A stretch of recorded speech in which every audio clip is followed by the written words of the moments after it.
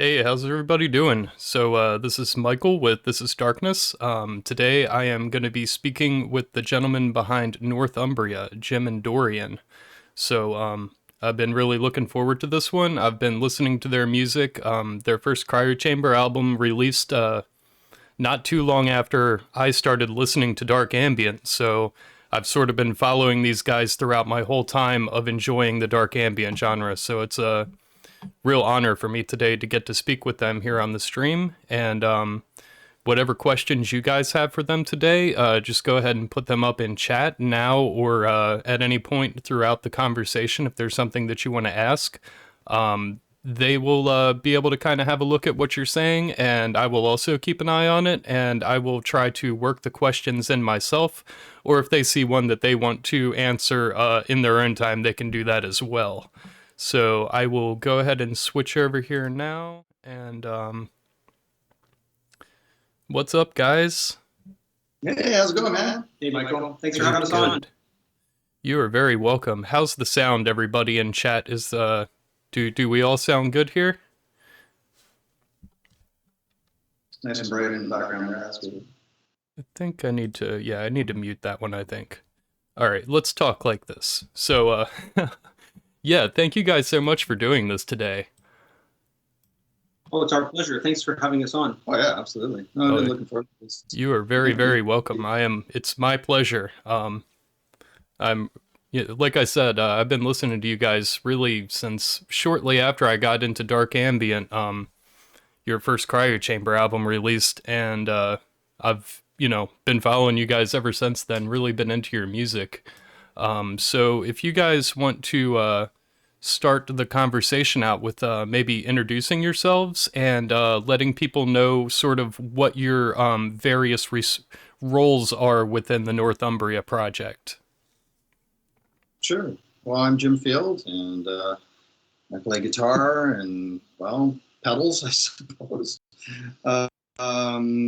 We do a lot of sort of looping and processing oriented stuff, and our music is all live and jammed out. So that's why I'm kind of jokingly saying that the pedals are as much of an instrument as the guitars, but I would suppose that's the truth. Yeah, that totally makes sense. I'm Dorian. Nice to meet you. And it's and just in case you're wondering, it's house. So we've got this little fan down, so looks like we're blowing in the breeze. That's what's going on. We're not trying to look like 80s rock, just trying to stay alive. Yeah, that's just sort of the happy side effect. Right on, right on.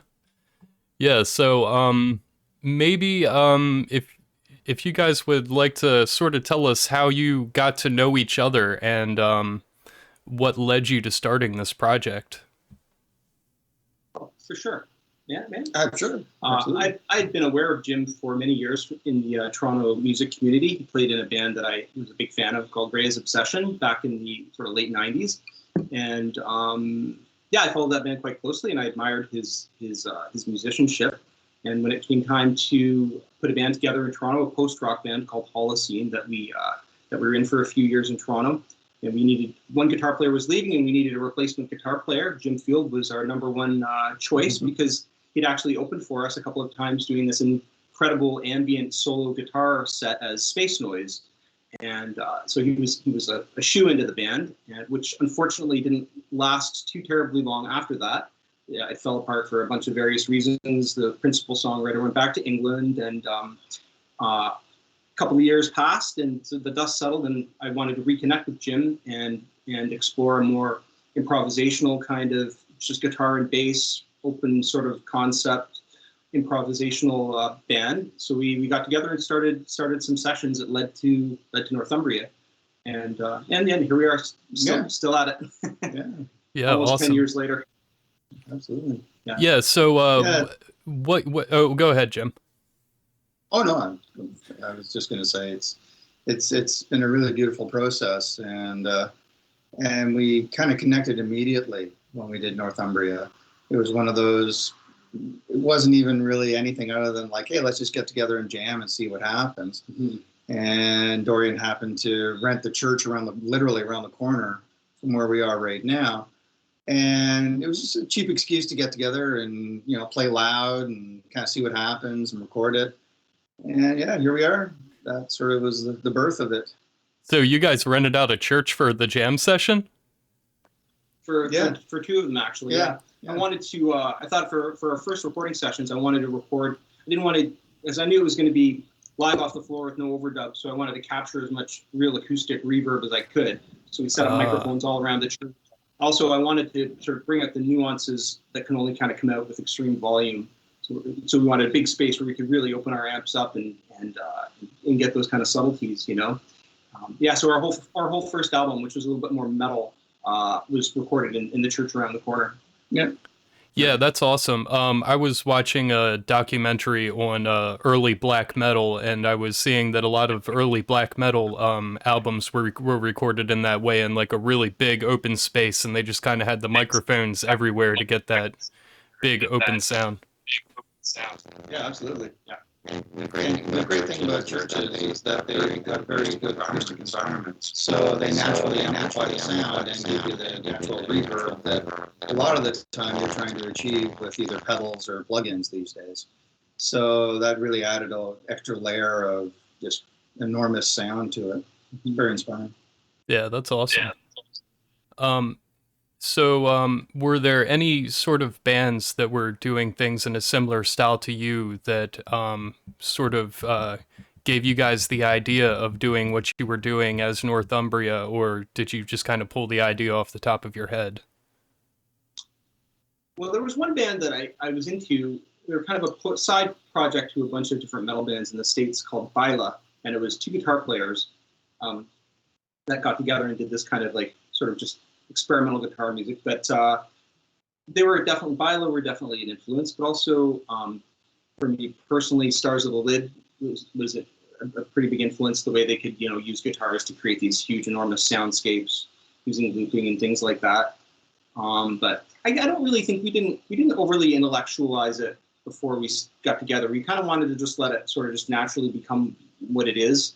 And I also, like, both of our bands in the past were like super structured. Like our band Holocene, we could play an entire set and there wasn't one improvised note. So it was almost kind of like a reaction against all of that sort of rigid structure that past bands had. So just go the complete different direction and just do something that's completely, totally open concept and open form, you know? Yeah, like the improvisational, flowing conversation, essentially. Yeah.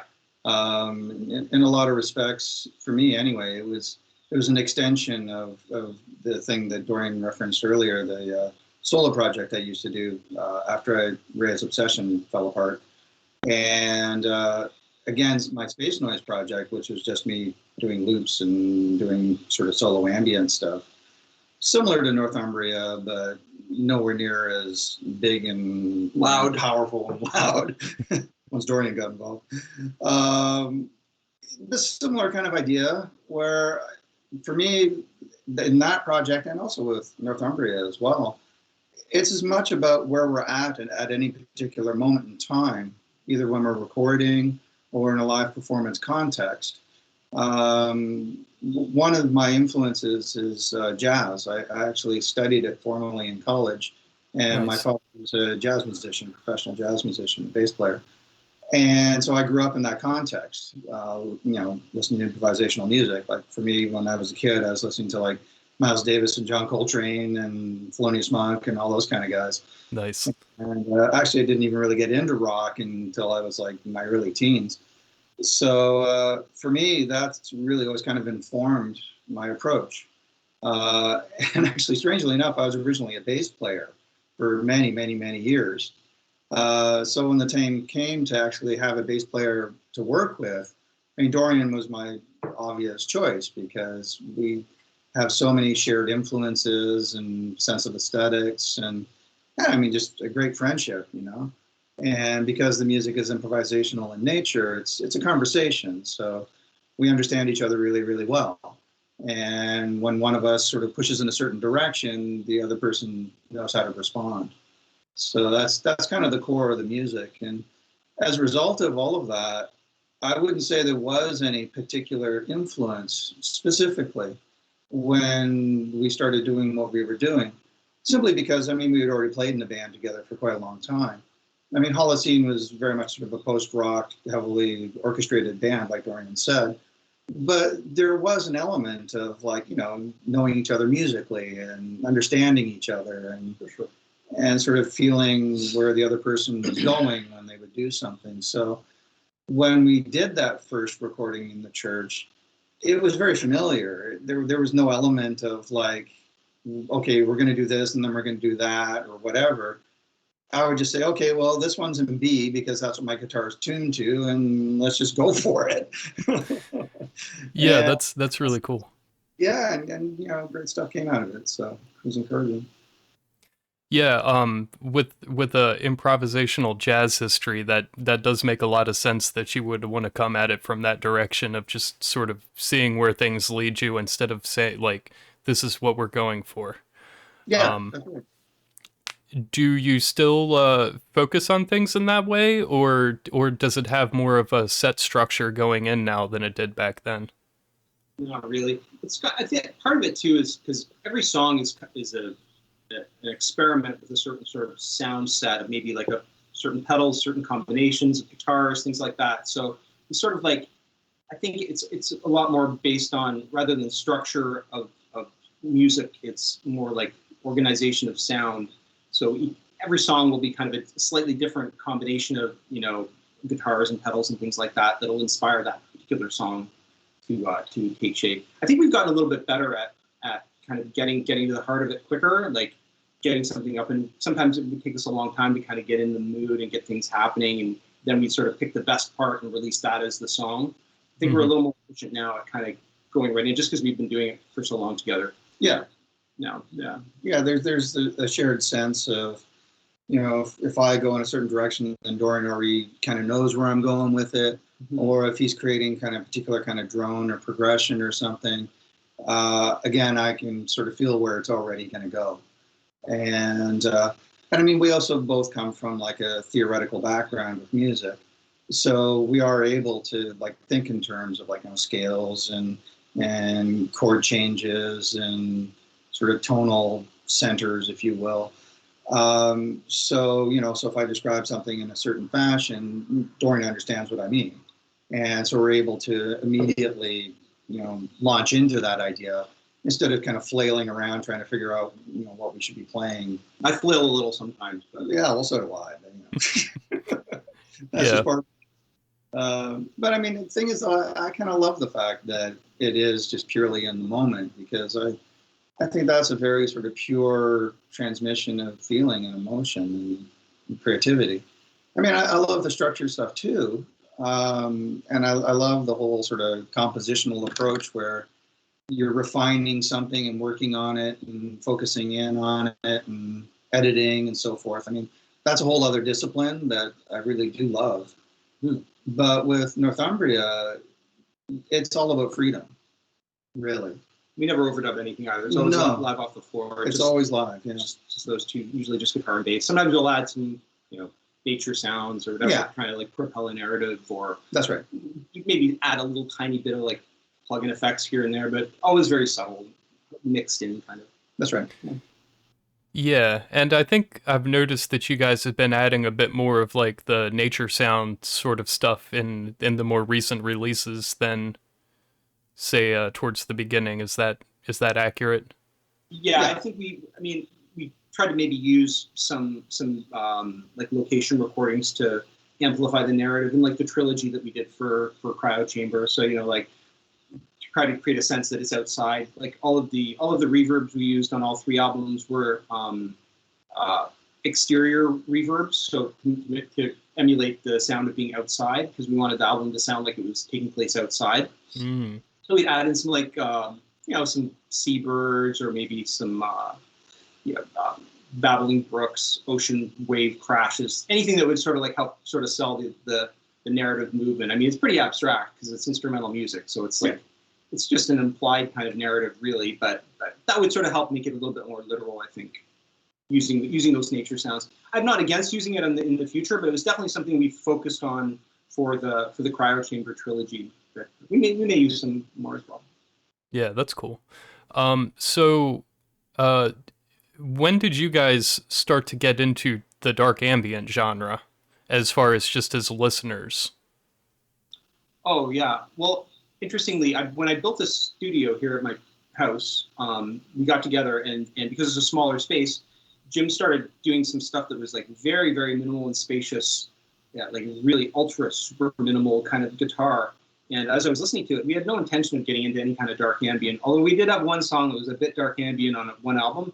It wasn't really something we were like consciously pursuing. But Jim was doing this, making this really minimal guitar stuff that ended up turning into a song called "Catch a Falling Knife" from Helluland.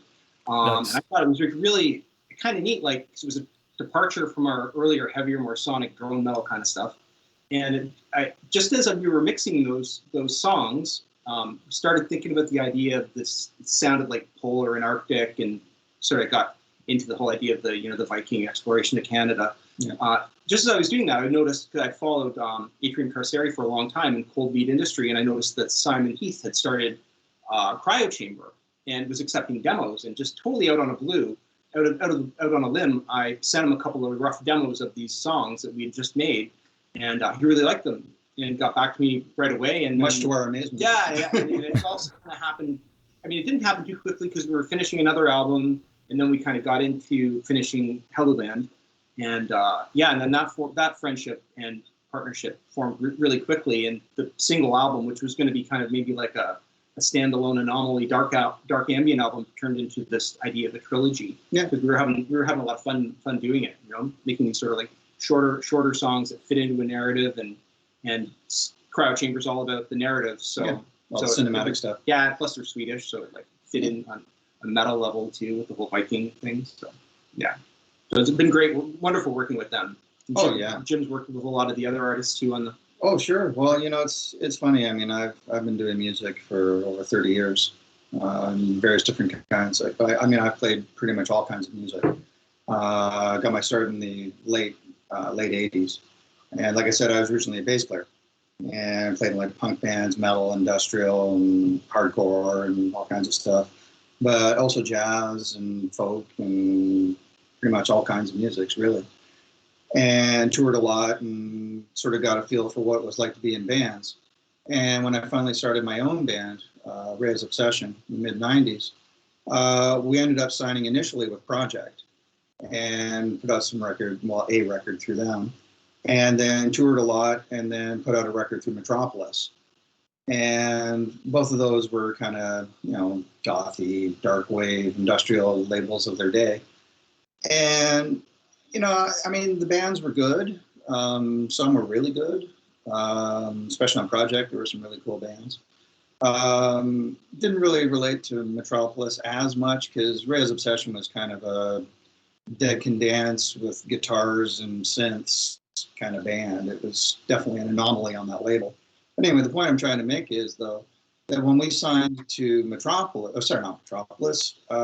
Cryo Chamber, I completely related to all the artists. And Simon is just a fantastic person and obviously a brilliant artist and musician and designer and all the things and excels at. And for me, it really felt like I'd found my home for once. After working with all these other labels and all these other bands and exploring different kinds of musics and whatever else over the years, Cryo Chamber was really like, yeah, this is good. And I really got into all the dark ambient stuff via Cryo Chamber. And, That's cool. Explored all the other labels and artists associated with those labels, and really got to know the community. And it's a tight knit, awesome community of incredibly good people and kind of crazy people, a lot of crazy people. Yeah, but that's half of them are hanging out in chat right now. So for me, it's like, when did I get into dark ambient? I guess if you really want to say it, when we got involved with Cryo Chamber. But I mean, I've always listened to dark ambient. Yeah, I've always related to older stuff.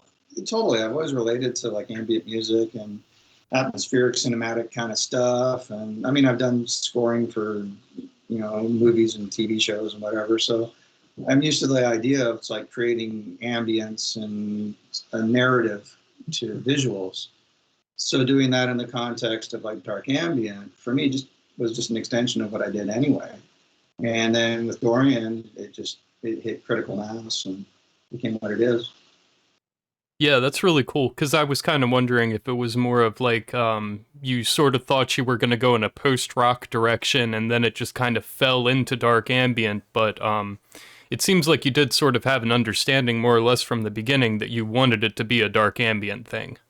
Oh yeah, like introspective and dark and elements of, like I said, the whole cinematic narrative thing. I mean, that is there and it has been all along.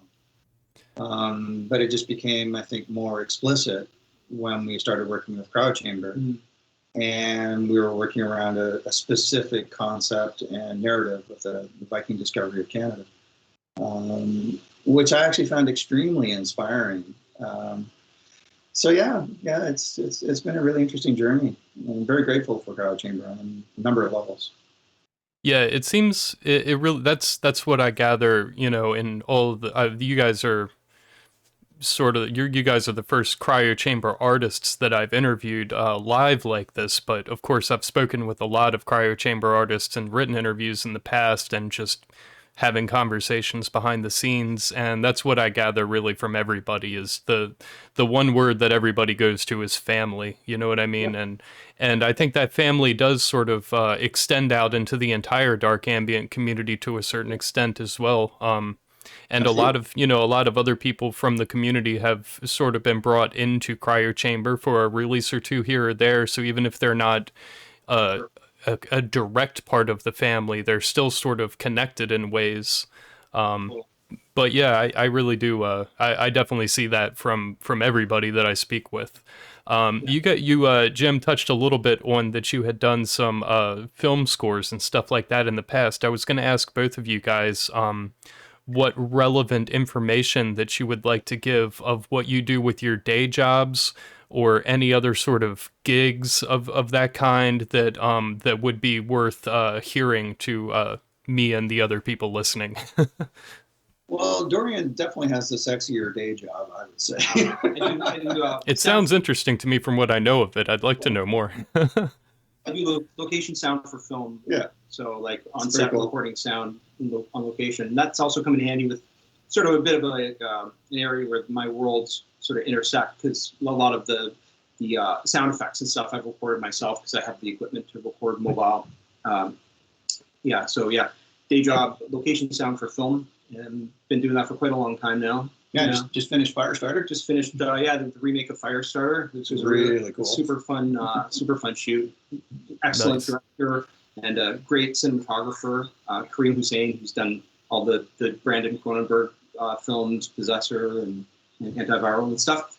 And cool stuff. I love working on horror films. Very into horror films too. So when I get to work on one, it's great. When I get to work on a good one, it's like, even better. Yeah. So I'm off now, so I've got a chunk of time to work on music, which is great. Yeah, that's so cool. What are some of the movies or shows that have already been released that you can kind of say that you would want to? I'm kind of interested to hear like what you have worked on. Stuff I've worked on in the past. Well, years ago, I worked on a TV series called Witchblade. That was one of my first, which was based on a comic. But the remake. Yeah, I used to love that. I used to love that comic in the 90s. It was kind of a fun show to work on too. Witchblade, Time Traveler's Wife. I worked on The West Wing when it was shooting here in Canada. Horror films. Like the most recent horror movie I did was a movie called The Prodigy. Cold Creek Manor was in the past with Sharon Stone. Kind of a mixture like TV and movies, but it's always nice when I get to work on a horror film, Yeah, that's awesome. I thought I saw you mention something about Black Mirror. Did you ever work on? Yeah, okay, you did. Yeah, I thought so. That was the one that impressed me because I was loving that show at the time, and then I saw that you were like on set at Black Mirror, and I'm like, holy shit, that's awesome. Here to shoot. They came here to shoot one episode. It was directed by Jodie Foster, and it was an episode, a very troubling episode about a little girl. So Jodie was brought in because of her experience, obviously working as a child actor in very difficult situations. So she was their first choice. She was Charlie's first choice to direct that episode because it was quite a graphic episode about a child. So it was great working on Black Mirror. Again, I love that show too. It's wonderful. And very cool. Great to work with Jodie too. She was awesome. Oh, absolutely. Very cool. Yeah, that's really cool. For a day job, I'm a college professor, believe it or not. Oh wow, really? I didn't know that. Yeah, I teach advanced AutoCAD at one of the colleges here in the Toronto area, and I've been doing that for about 10 years. And also I do a lot of IT work as well, more on a sort of consulting freelance basis. But like I say, Dorian definitely has the by far sexier job. Yeah. Sounds sexier than it is. It's hard work like any job. See how dirty I am when I come home. That's awesome. Yeah, so you said you've also done a little bit of sound scores and stuff like that too?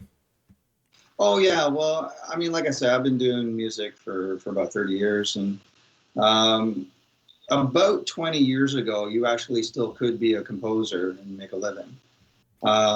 Before everybody decided everything should be free. Yeah. Not sure. But anyway. Well, we've licensed in Northumbria. We've licensed to Vice magazine had a TV show about gun control in the States, and they used one of our songs in a bunch of episodes. And there's a Canadian medical show called Saving Hope, which used some Northumbria during a yoga scene. It's kind of funny. That's cool. That's cool. Hey, so I just wanted to say hi to some of the people that I'm seeing in the chat here because they're saying really nice stuff, and I'm like kind of looking over at and seeing some comments here. Oh, somebody actually saw some Reyes Obsession at Convergence. Yikes! Wow, that's cool. That's a while ago. But yeah, no, Jan and Rob from Apocryphos, and who else? Danica, and other people whose handles. Yeah, we got Robert from Apocryphos, Abby from Gidya. Yeah. Yeah, also all sorts of interesting people hanging out in chat. Yeah. So I just wanted to say, hey, thanks everybody. Thanks for coming and hanging out with us and saying cool stuff. And Devin, hey, how you doing, Devin? Right on, man. So yeah, okay, yeah, that's cool that you like the North Atlantic Drift EP. That's Danica. Oh, nice. Yeah, I thought that one was really cool too. Yeah, I like that a lot myself. Yeah, so there's Yes, that would have been our first dark ambient. There was a song on that album called Cold Wind Rising, which was a very heavily processed guitar loop that Jim brought, and that was pretty close to like dark ambient, I think. That would have been our first sort of foray into that genre, But it's it's definitely, it's amazing. Like being in this community of people in the cryo chamber is great, and the community of dark ambient musicians in general. But definitely, like what I like about it too is it keeps the pressure on to keep the quality control up, because you know who's listening, and a lot of the people that are listening are like extremely skilled people that you admire a lot. So it's a very nice kind of creative pressure, in a genre where maybe some things get released that maybe there wasn't an enormous amount of as much work put into stuff on the cryo chamber and cyclic law and labels like that. I mean, these people are meticulous producers and sound designers who support each other. So it's a nice kind of pressure. One of the cool things about the community as well is, there's a lot of collaborative work that's happened. I've been asked to work with a number of people. Randall Collier-Ford, did a couple of things with him.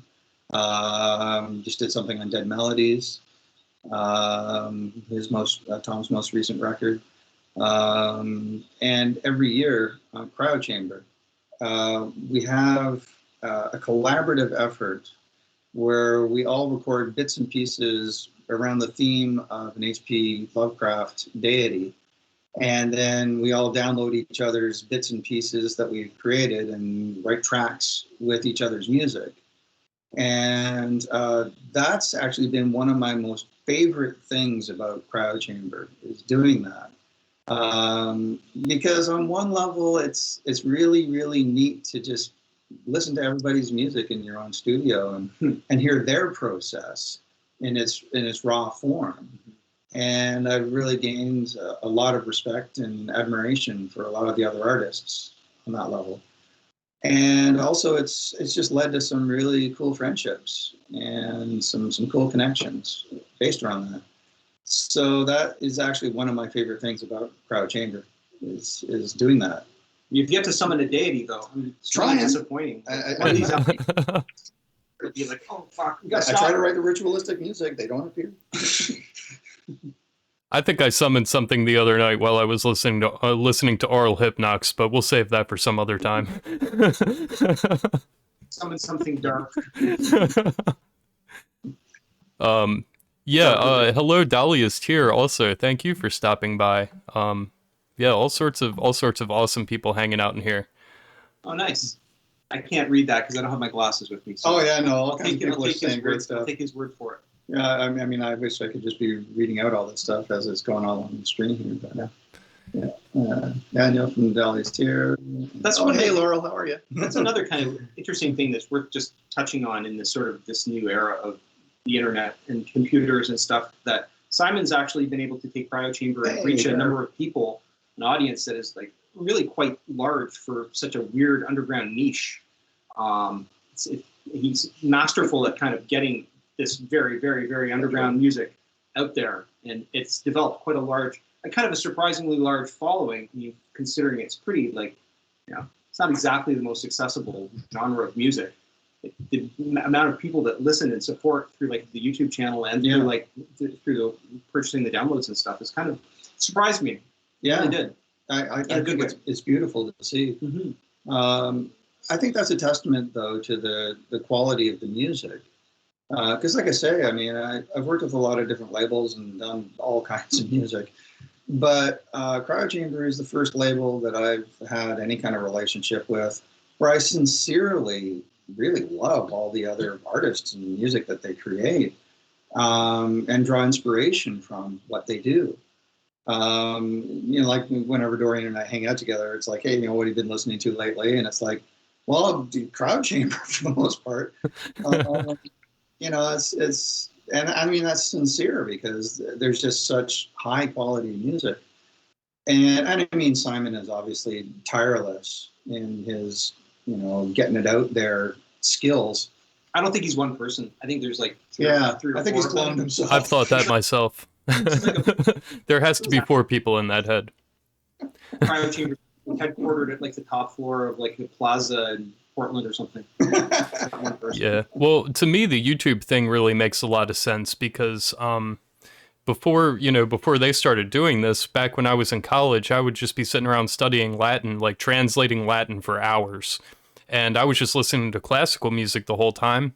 And I usually listen to heavy stuff, like dark stuff, you know what I mean? But I didn't really know where that connection would be for me while I was studying. So it makes sense that people, just metal kids and, anybody that likes heavier music, that wants some sort of quieter downtime, it's making that connection of just typing up some random term on YouTube and bam, there's cryo chamber. You know what I mean? And that's the thing that I think really, really kicks it off so much is you probably have 50,000 people sitting around studying, listening to it. It's great. Oh, absolutely. Well, and I think also, COVID obviously impacted our lives in so many different ways, but I think part of what happened is because everybody was just sort of isolating at home and living in their own little worlds, having that kind of music on in the background while you're just doing whatever it is you're doing. I know for me, I do that. I just have like a live stream in the background as I'm, watering my plants or cooking breakfast or just hanging out reading or whatever it is. And I find it's just really, it's a beautiful soundtrack for just my day to day. And I think that's occurred in some cases. Like, I think that's why we're seeing an increase since the COVID thing happened, because people are just gravitating to this idea of like music in the background all the time, kind of a thing. So yeah, I think it's really great. It's also therapeutic during dark times. I've always found to listen to dark music. Yeah, it's cathartic. Like if I'm depressed or something, I start feeling down. Like I don't want to put on Hawaiian music. I want to like listen to something that's gonna like be cathartic. Yeah, absolutely. This last year is definitely dark for a lot of people, so maybe that's part of it as well. Yeah, absolutely. Yeah, very, very much so. So speaking then on the flip opposite of the pandemic situation, what were some of you guys, do you do live performances very often, and what were some of your most memorable live performances? Yeah, we play, it depends on the sort. We don't play a lot because our type of music has to be the right sort of setting and audience, and there aren't really that many opportunities for us. But certain theme nights in Toronto and stuff that do experimental music, like the Ambient Ping is a long-running ambient show. We played quite a few of those. It's like a monthly show in Toronto. There's a festival there's actually a cool big outdoor festival right in the core of Toronto where we got to play outside, which was really, really fun. Yeah, we got the place vibrating so loud that somebody came down. There was a DJ staying in a hotel next door. He came down from the 30th floor because he heard us. So that was kind of fun. We were audible on the 30th floor of a condo. I thought that was pretty awesome. Hotel. That was a fun concert. Feeding back and like shaking the whole square. Through the SBT and the high watt, I think we got it out there. That was pretty memorable. But we've toured with a lot of friends, and we play as much. I think we play as much as we feel we want to. We reserve the shows for shows that we know will be good, because given the wrong audience, like it doesn't sort of ambient music and dark ambient, a lot of electronic stuff kind of falls flat. So if it's a sort of a themed night that's working with our kind of stuff, then we're always game to play. Yeah, we got to come down to the States. One of the more memorable shows was one of our earliest shows. We got to play a venue called the Acheron in Brooklyn with our friends Theologian. So that was a really memorable show. That was awesome. Played with another Canadian band called Menace Rune that night. Who were awesome, and our friend Requiem and Sewer Goddess. That was a really memorable show to get to play in New York. That sounds like a heavy show. Well, It was a little mini tour too. We played Boston the night before with them too. So it was a loud show too. It was good fun. Nice. Yeah, Yeah, a lot of I've been time- to a couple of shows that Lee Bartow put together from Theologian, and he always does a fantastic job with putting together performances. That guy's heart is so huge. He's so into it. He's such an awesome guy, and like he's awesome. I'm a huge fanboy too. Because Theologian is like I think Amazing. carrying the mantle for that kind of like that sort of early primal, pure industrial kind of ethos is he's just carrying that forward in the best way. Yeah, absolutely. Yeah, I agree entirely. So do you when you do your live performances, do you try to capture the things that you've done in the past, or is it always like a new improvisation? Well, it's kind of hard to reproduce jam sessions. That's what I was thinking. However, that said, there's some pieces that do have like either like, you know, a specific bass thing happening, Or melody or something. Yeah, or a melody, or like a guitar motif or something, if you will. So we do have some pieces that we do play it consistently when we perform. But generally speaking, it's more kind of in the vibe of a specific kind of thing. So we'll have some stuff that's like very sort of loop oriented, quiet and introspective. Some stuff that'll be like a drone with bowed guitar. Some stuff that'll be like full on sonic, like our older stuff. We like to have a range of feelings and emotions, and also just not try to be boring for the sake of the audience. Because, I mean, as much as I love, you know, zoning out and tripping out with the ambient music in a live context, sometimes it can maybe be a little bit like, okay, let's get a little bit of an energy happening as well. Not to say that, you know, that's bad when other people do it. I'm thinking just in terms of our performances. It's also like there's a big difference between listening to music alone in your home and listening to music in a live context. That's and right. they're two very different environments. Yeah. And they don't Different necessarily, experiences. they're not necessarily always interchangeable. That's you know? right. Because if you're listening to dark ambient music alone, it's a very personal experience. Yeah. Whereas you, generally speaking, you're at a club or something, you're choosing to associate with other people, you're in the public, probably having a drink or whatever. So it's a completely different environment. And so for a lot of people that might take great solace in listening to dark ambient alone, going out to hear it might be like the exact opposite of why they listened to it in the first place, because it's such a personal kind of thing, you know? Well, and there's also a performance element involved as well. You know, if I'm standing on stage with a guitar playing one note for half an hour, I mean, I'd get a little boring to watch. I don't think so. Well, you know, I'm thinking You can play one note like nobody ever. They say as you get older, you just simplify more and more and more. Yeah. Yeah, well, that's a different story. Actually, speaking of which, we were talking about the possibility of maybe giving a little tour of some of the stuff in the studio here. I mean, I'm sure you still have some questions and topics you want to cover, but anytime you want to do that, I'm happy to do that as well. Yeah. Oh, I know. I'm trying to check it out as it goes. So cool. We could take a little interlude now and give that a try. I say give it a try because I have not done this before, so hopefully it all works out nicely. But yeah, if you wanna go ahead and grab your phone there, Jim. Jim's basically Jim has his phone connected as well to the stream so that we can sort of walk through their studio space and have a look around at their different things. Okay, cool. So how do we want? Oh, there we go. Hey. Cool. All right, cool. so I'm gonna switch her. All right, yeah. So we're on your phone now.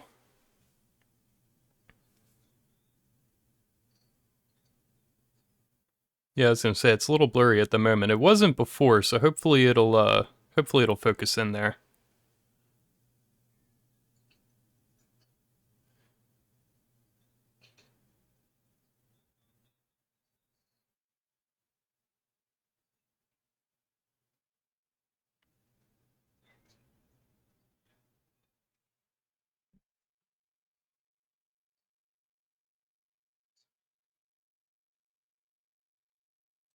But if it looks crappy on camera, then we won't bother.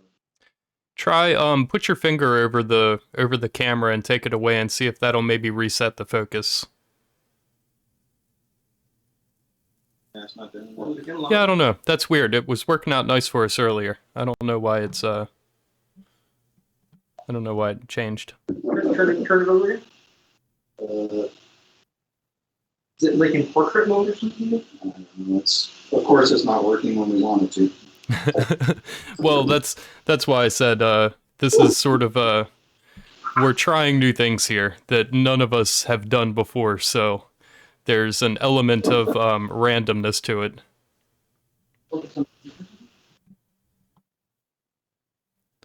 Yeah, negative. All right, Michael. Well, don't worry about it then. That's fine. I just thought it might be kind of fun to talk about it. For the camera so people can't see what pedals you see. That's right. It'll remain a mystery. This one's blue. That one's green. Yeah. Oh well. No, I'll give you that back. Then. Well, we could try it again at the end and see if we get any more luck. Okay, that's cool. Fans of PC or Mac? Well, gosh. Dorian is definitely Mac, and I'm both. Although, actually, you know, it's funny. As much as I love Macs, I use PC for the studio, so that would be the answer to that one. Yeah, I wish we could show you guys the studio better. I don't know. There's not much we can do about it. There's some photos. We put some photos of gear on our Facebook page today. Yeah.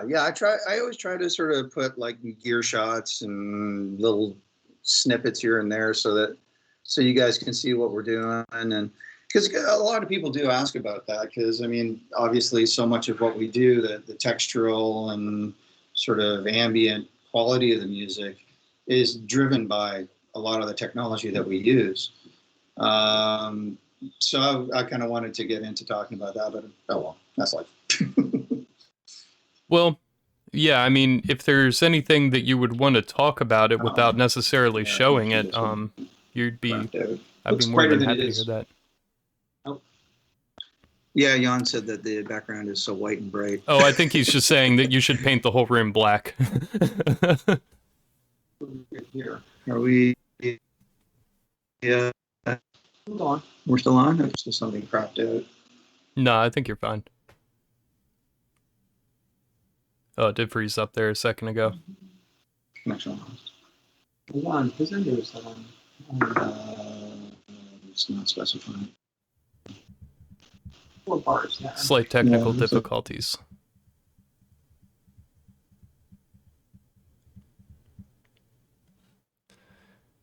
Yeah, it's always really complicated pulling these things together because nobody's really done this within our community before, so it's definitely there's definitely a learning curve to it and an element of randomness. If I don't get them back here in a second, we might have to try to restart the call there, and then we should be fine again. I will give them another second here to see what happens. But, yeah, it can be a little bit complicated, and,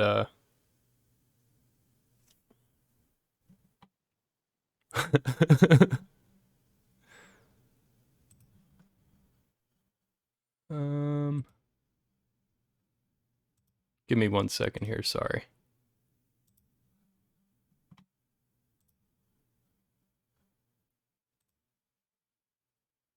Get them back on the call here.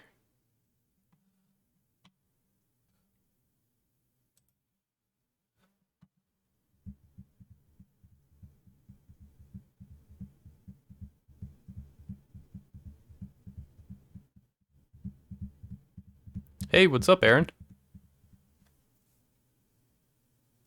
Yeah. Yeah, it wasn't like froze up with somebody making a goofy face or something.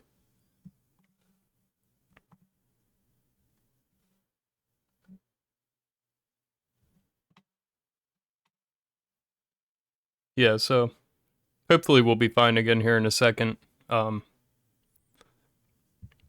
It might have got a little complicated with several devices trying to go on the Wi-Fi at the same time. That could be an issue there. I don't know anything funny to say. I'm only funny in a what's the word for it? I'm only funny when I'm not trying to be. I can't do the stand-up comedy.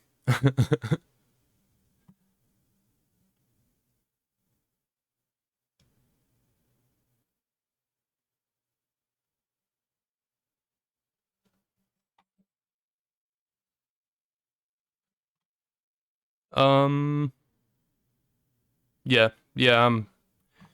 I'm sure they're freaking out over there, but it's, not that big of a deal. I'm sure, like, that's what I was saying earlier.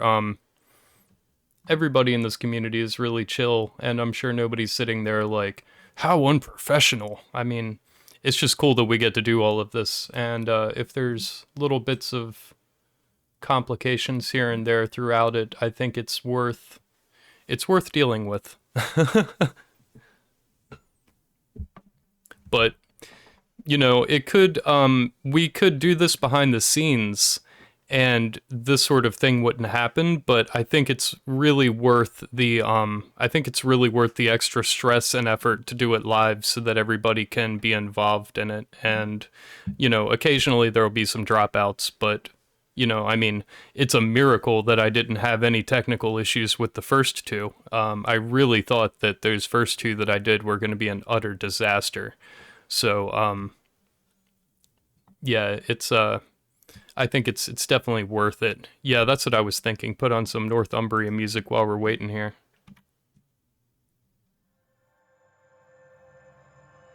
I already got some lined up.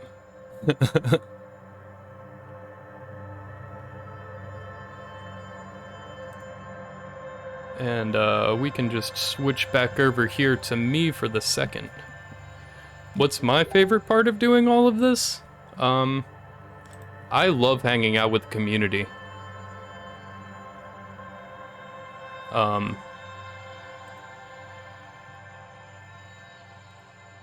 second.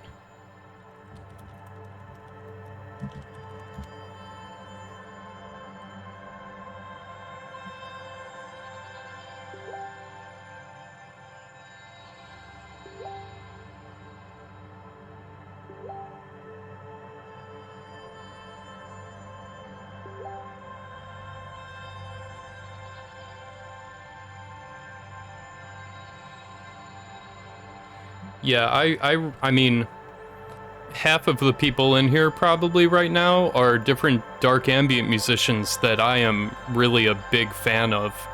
So it's luckily I don't really get nervous talking to my idols. I've just, for whatever reason, it's never been an issue for me. I've just, like, when I've met people that I really like, I just immediately... Oh, I'm wearing a cryo chamber shirt there. Yeah, I've always just... Oh yeah, I put up that procession poster a couple of weeks ago, right before the Desideri Marginis interview. I had it on my room. I had it on my wall in my previous house, but it was in storage here, and then I was going through all of my things, and I was like, oh yeah, this needs to go back up on the wall.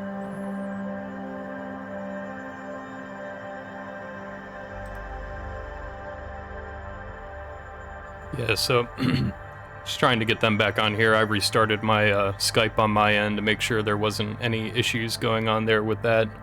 It could be on my end, who knows.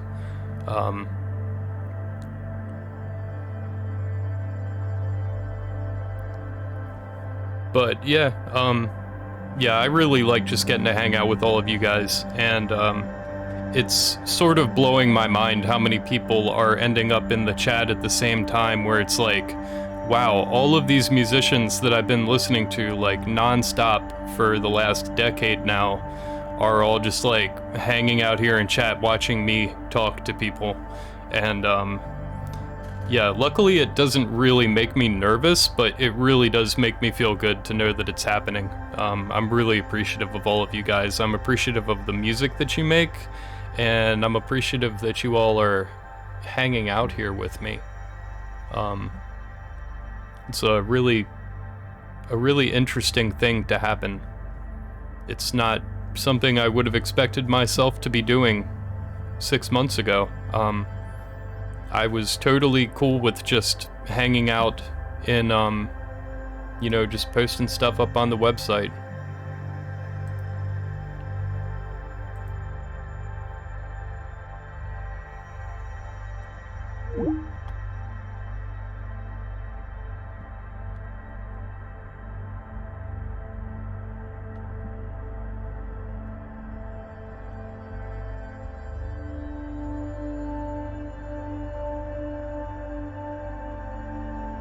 Yeah, I'm sort of talking to them behind the scenes while I'm talking to you guys here, trying to troubleshoot the situation.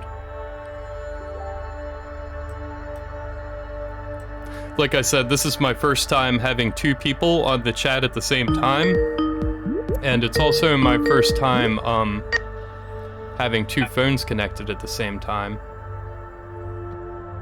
Hey, can you hear me? Yes. Yeah. I can hear you, and hopefully I'll be able to see you here in a second. Okay, cool. Okay, now I can see you again.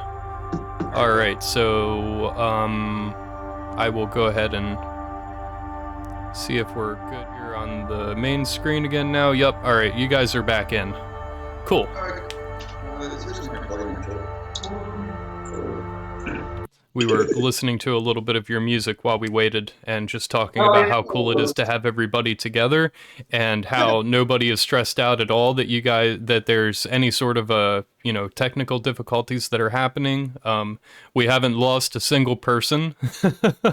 Everybody was patiently waiting, and they were all just talking about how cool it is that we do these things. And yeah, as I was saying, while we were figuring stuff out, it would be easier and probably less stressful if we had done this behind the scenes, and then I just could kind of put it all together and upload it.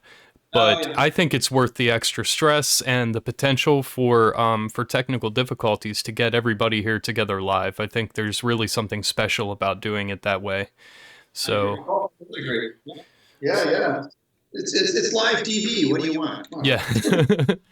Yeah, absolutely. Well, we should have just said there was some sort of an apocalyptic scare going on there right now that we were dealing with. Yeah. Tried to fuck up the studio, so you have to get rid of them. Yeah. Anyway, thanks for sticking around, everybody. Obviously appreciate it. Yeah, thanks. And we're really appreciating all the really fantastic comments that we're seeing here. I'm wearing my glasses so I can see the screen, but I know from Dorian's position he can't see it. So that's why I'm trying to at least say hi to people as it's popping up on the screen here. And lots of good friends. So thanks for hanging out with us, guys. It's really cool. Yeah. Johan of Desideri Marginas says, when these things happen on stage, that's stress. Oh, yeah. Yeah. Excuse me, audience. I'm just going to restart my computer. Just talk amongst yourselves. Yeah. Seen that happen a few times. I've been there. So painful. Yeah. Yes, indeed. That's why I have pedals. They can go up too. Yeah, but they rarely charge. So is the Twitch stream working, or is that? It is. It is. Oh, sorry. Yeah, let's get the screen going here. Reload the player. And there we are. Okay, fantastic. We're except it's buffering. Okay, come on, stop that. All right, cool. We're back. Yeah, Robert says he had his laptop die during a set in Brooklyn. Yeah, that sucks, man. I could only imagine. I was playing a show in probably 2003 or 2004 or something like that, and one of the bands that was playing with us, they were like a punk band. We were like metalcore or whatever, but for whatever reason we were playing with a punk band that night, and they were just acting like true punks, just fucking shit up on stage. And the drummer's just flailing around, and he knocks over his cymbal, and his cymbal sliced the guitar player's guitar cable directly in half. And instead of them, and we're all like, here's a cable. And they're like, no, fuck it. And they just destroyed all of their equipment. And we're like, we're stopping the tour right here. And we were like, holy shit, this is the most punk thing I've ever fucking seen. That's crazy. Yeah. I can't afford to smash my gear. Yeah, that's what we were saying. We were like, holy shit, I hope they have good day jobs. Like, Yes. that is craziness. That's some true punks right there. You break one guitar cable and say fuck it and just destroy everything. There's another band called Missing Foundation that were so loud that the building collapsed. There's a story. It's before my time, but there's a legendary story about this band called Missing Foundation. Sort of like, And they actually had like one of their albums had like a recording of the location where like a collapse happened apparently. But I don't know. I'm not sure if it's true or not. it's kind of like Disaster Area. Hitchhiker's Guide. Yeah. Yeah, I mean, when you start to get things shaking like that, it doesn't surprise me at all. So yeah, that's cool that happened in the middle of us talking about live sets, because that's when things are really up in the air.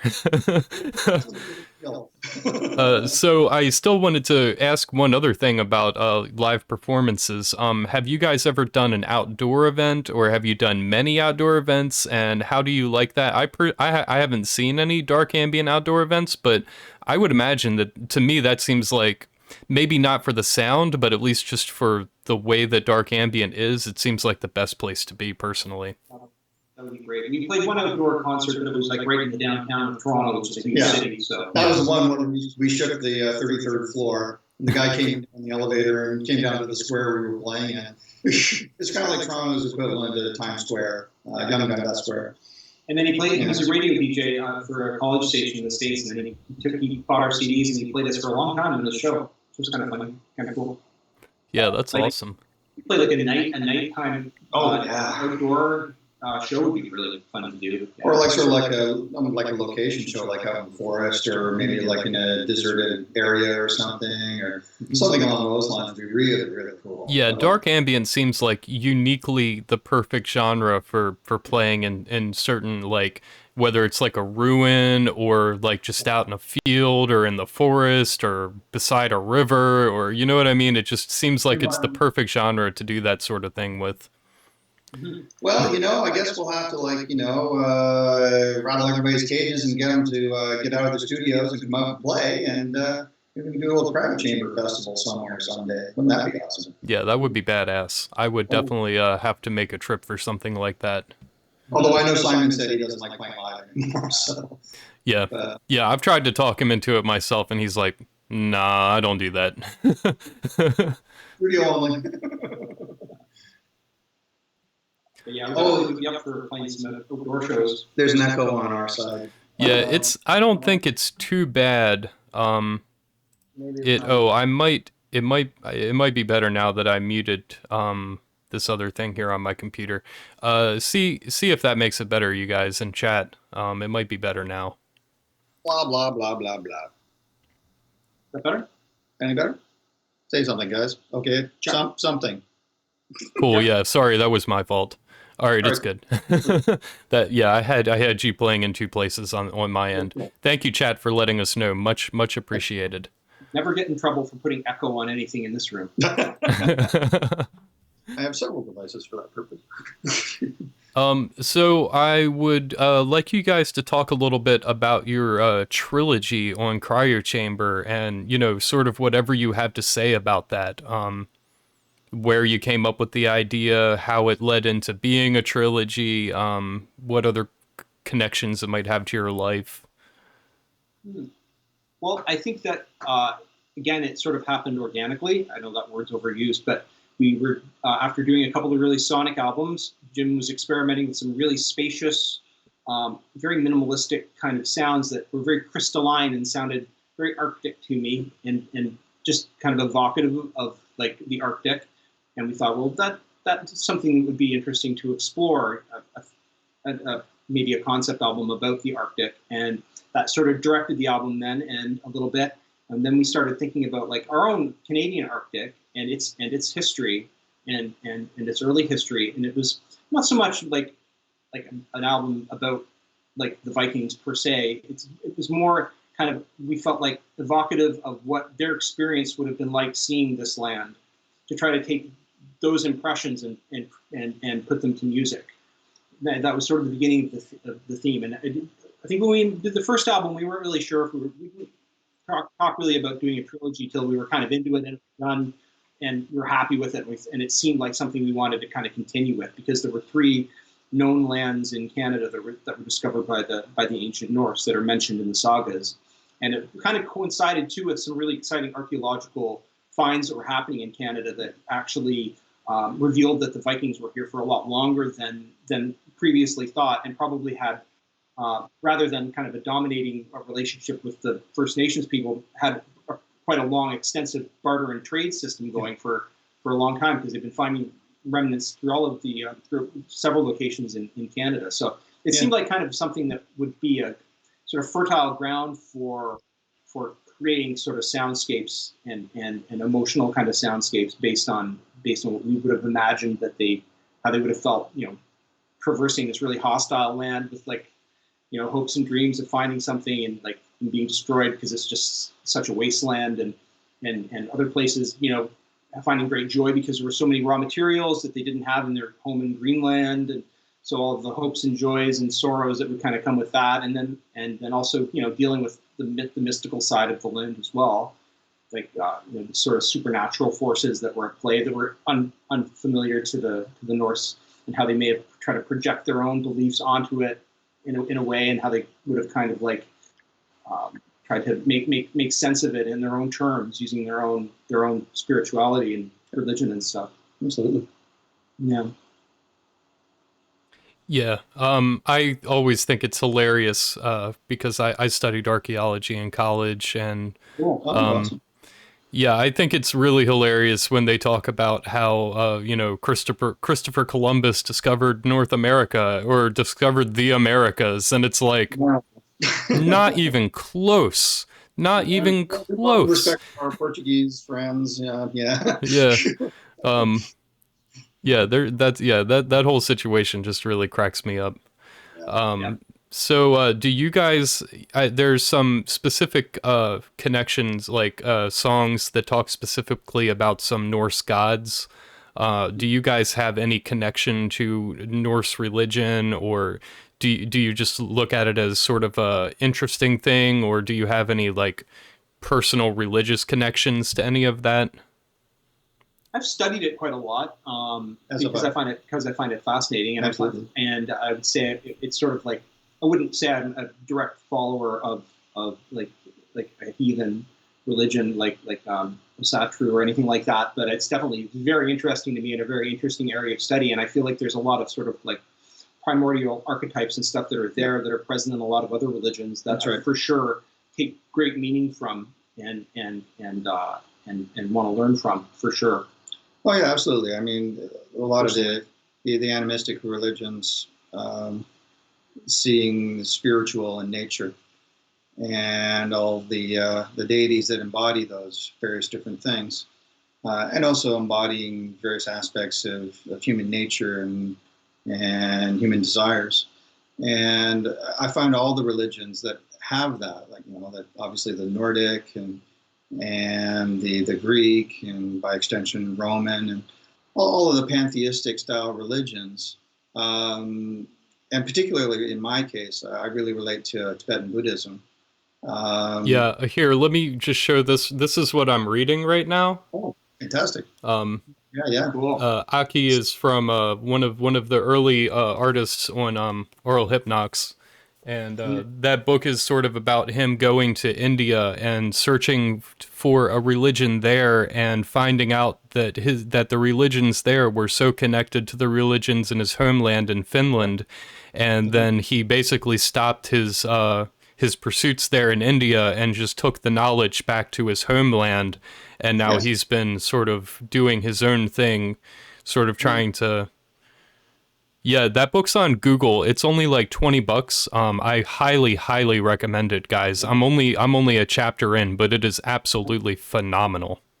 I know there's a lot of correlations between Sanskrit and Gaelic, and there's a lot of sort of similar archetypes between their sort of early religions as well. Yeah. Well, yeah. Well, Ireland used to trade with Egypt as well. Like the ballroom was originally an Egyptian instrument, and bagpipes came from Egypt as well. So there was all of the crossover cultural connections between those various different societies.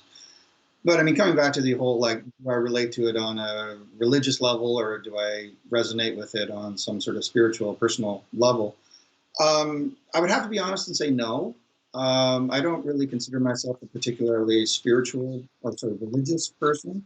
I do relate to a spiritual element. Like, I find inspiration and beauty in nature. I find the wonder of the universe. We were talking about this earlier today, talking about Carl Sagan and cosmos, and how he really embodied the idea of finding wonder and beauty and spirituality through science and the study of the universe and the cosmos.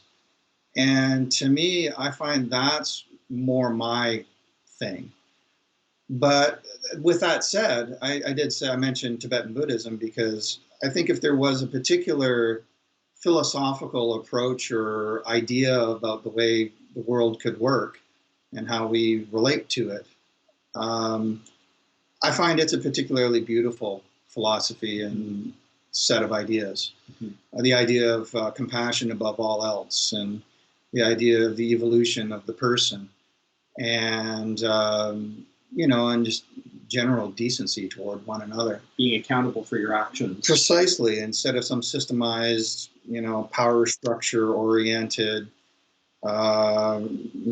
patriarchal in many cases style religions that emphasize the dominance of the spiritual, whatever is being worshipped.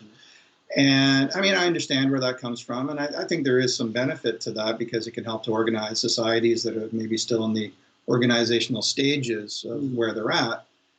But to me, I find just where I'm at personally in my life and spiritual path, if you will, that's the one I think I relate to the most.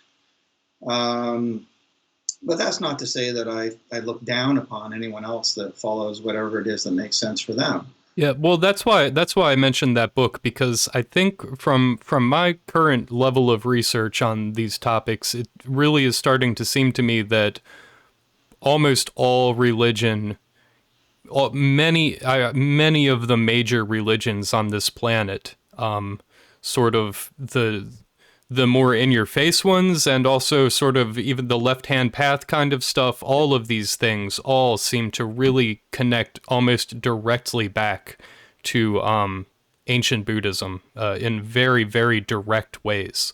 So I think I felt the same way for years. Without much of a level of studying Buddhism, I just always felt a connection to it. So I really think that if people look into it, that's why we all sort of get that feeling like, oh, I may not follow that, but I really enjoy that one.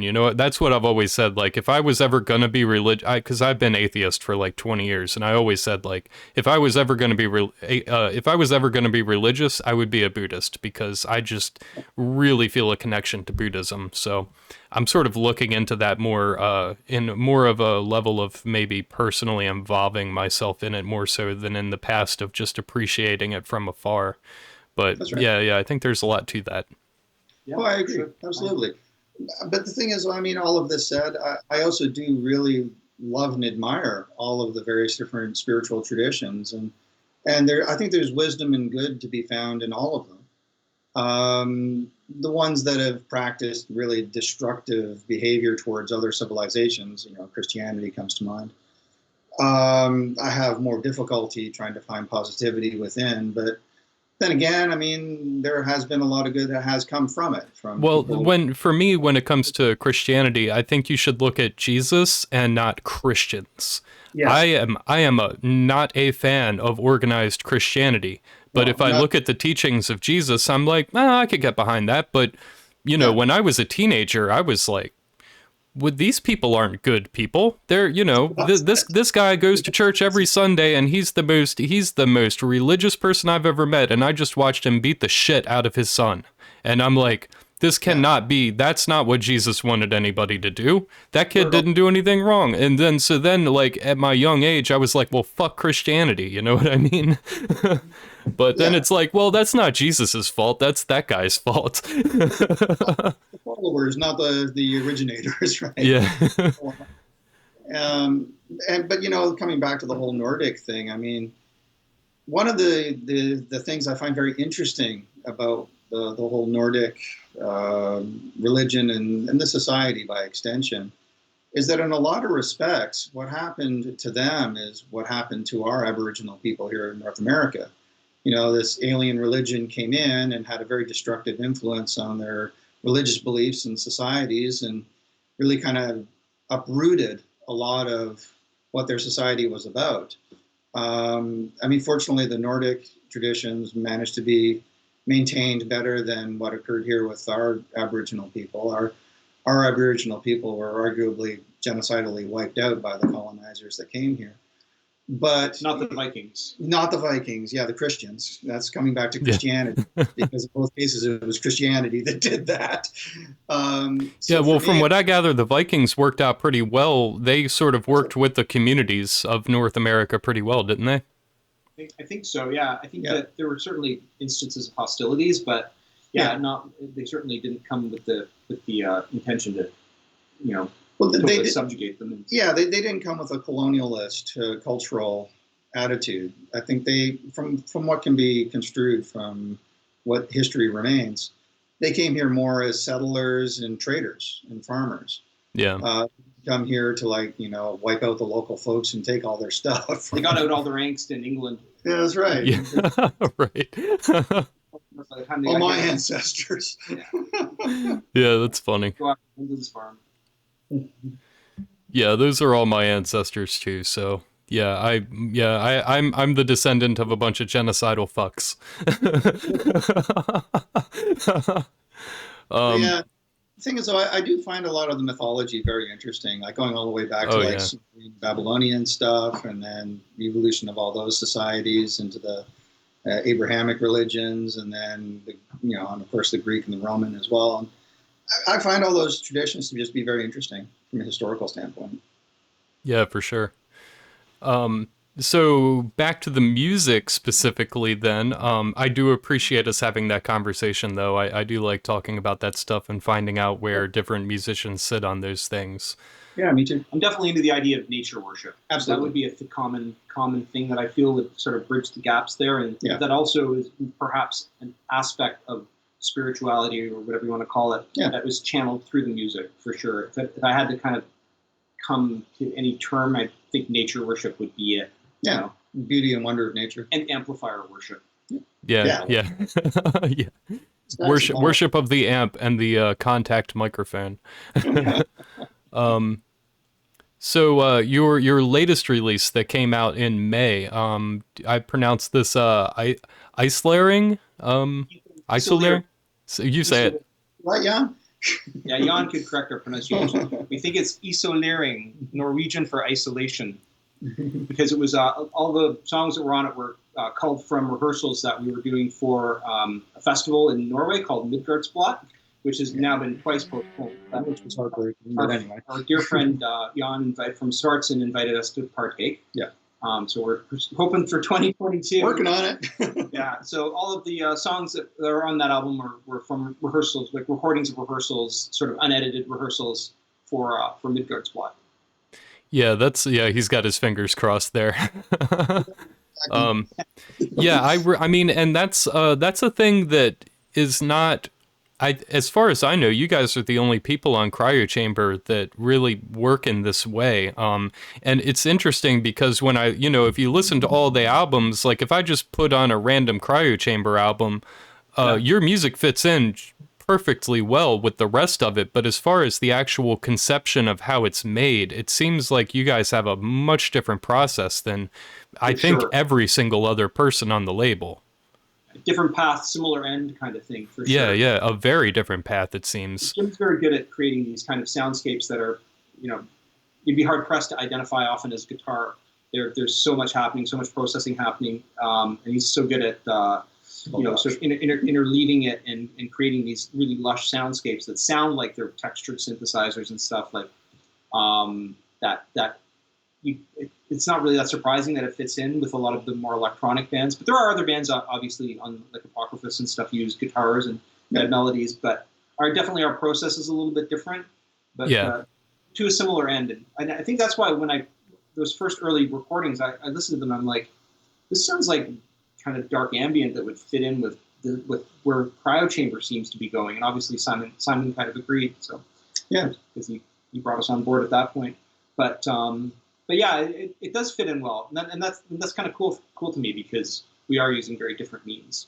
Yeah, it's really cool to me because I mean, just to come together and do like basically an improv, and then not have really any editing on it, and then have that be good enough to land on one of the top dark ambient labels consistently, album after album. I can't imagine that that's something that most people could do. You know, that's a very unique thing that you guys are pulling off there.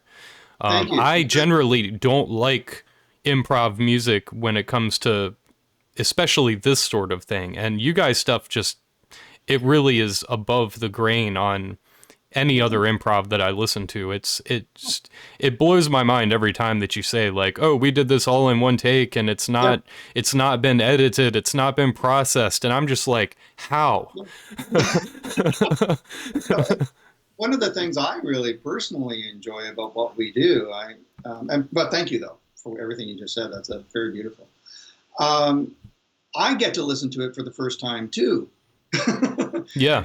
Well, because when you're in the middle of it and just creating and going with the flow of it and crafting whatever it is that we're doing, it's a different experience than to objectively listen to it and to kind of take it in as a performance as opposed to something that you are performing.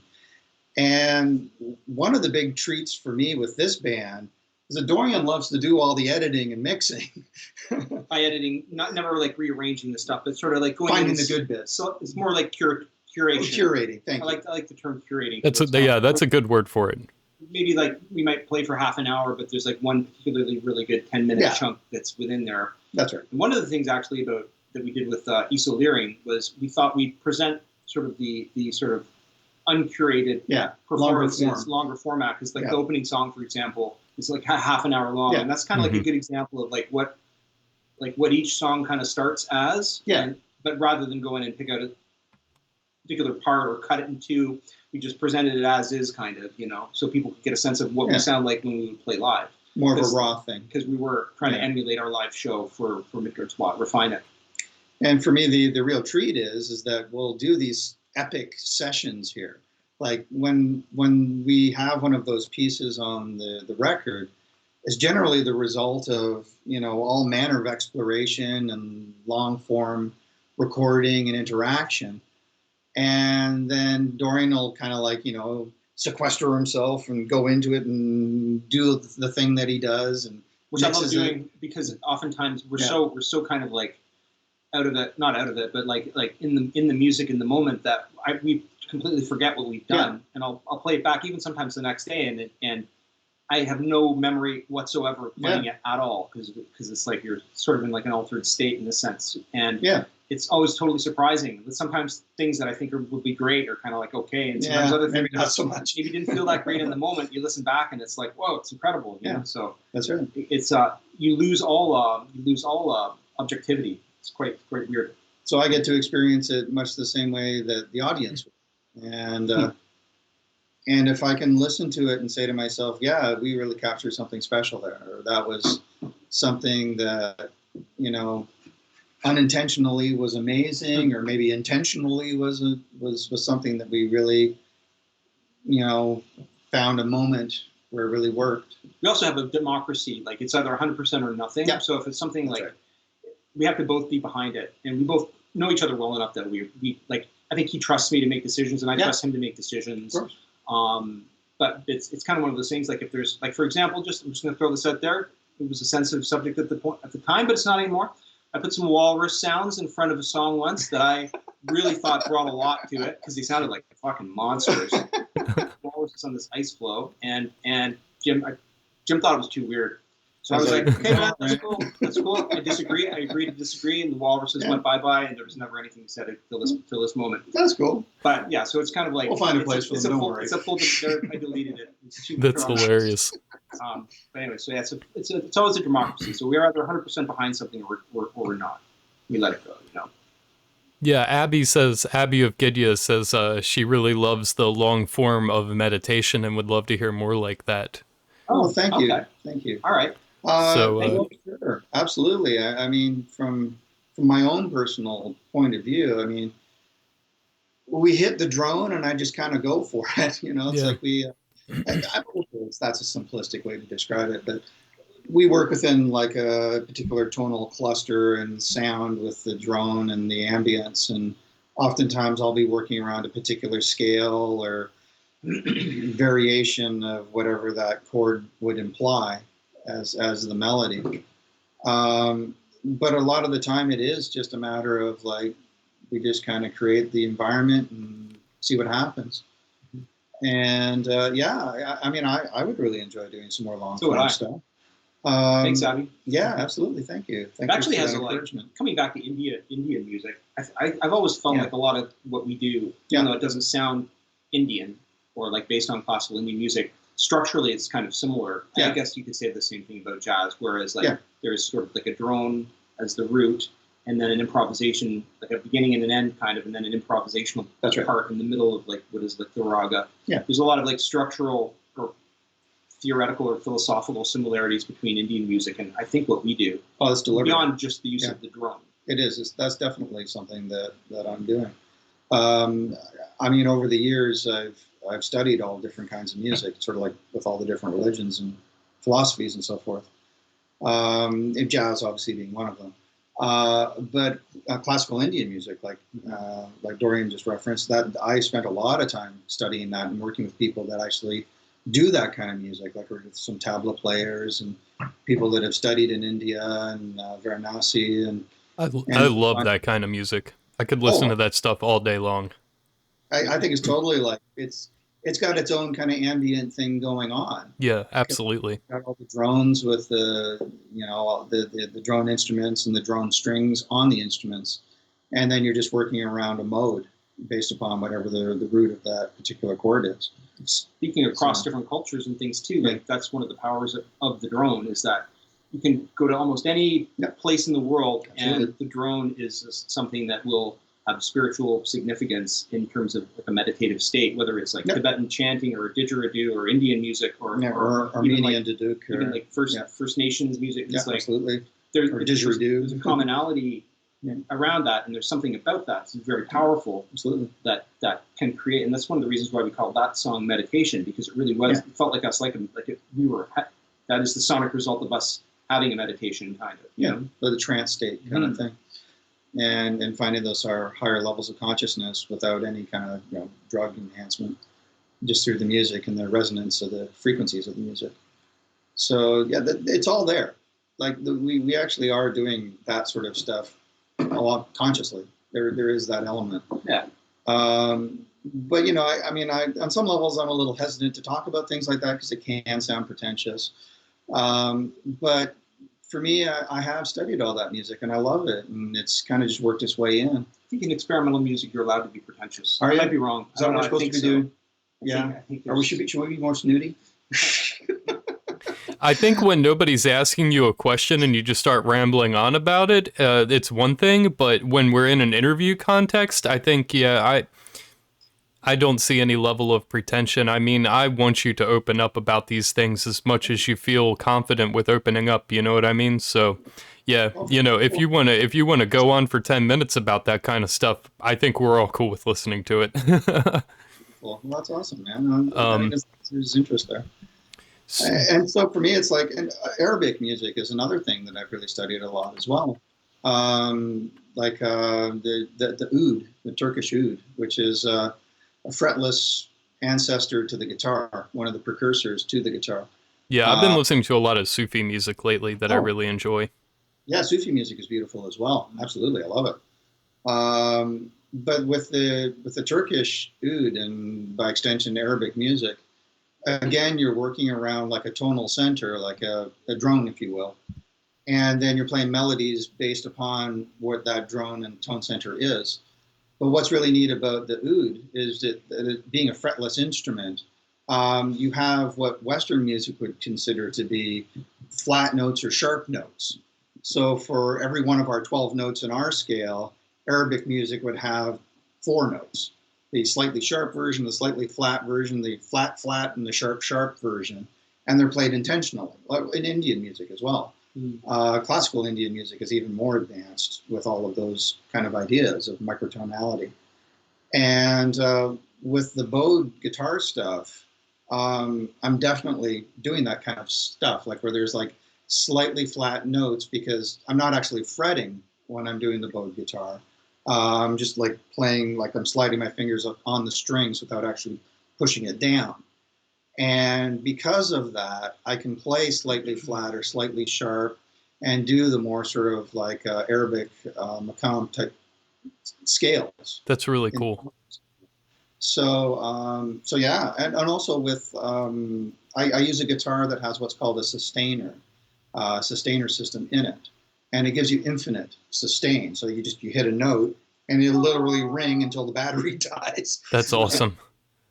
Yeah, but that's how we do a lot of this stuff that sounds like synthesizers or infinite drones or like soaring, endless kind of guitar stuff.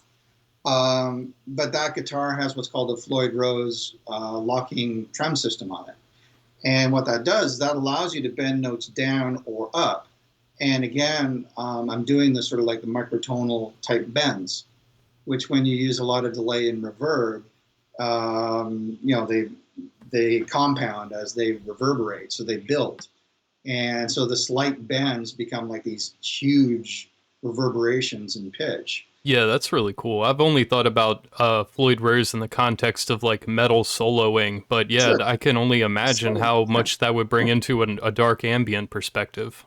Oh, well, sure. Well, I mean, the sustainer is a key part of our sound. Well, here it is. It evolved from like This was when I was going to show you all the gear.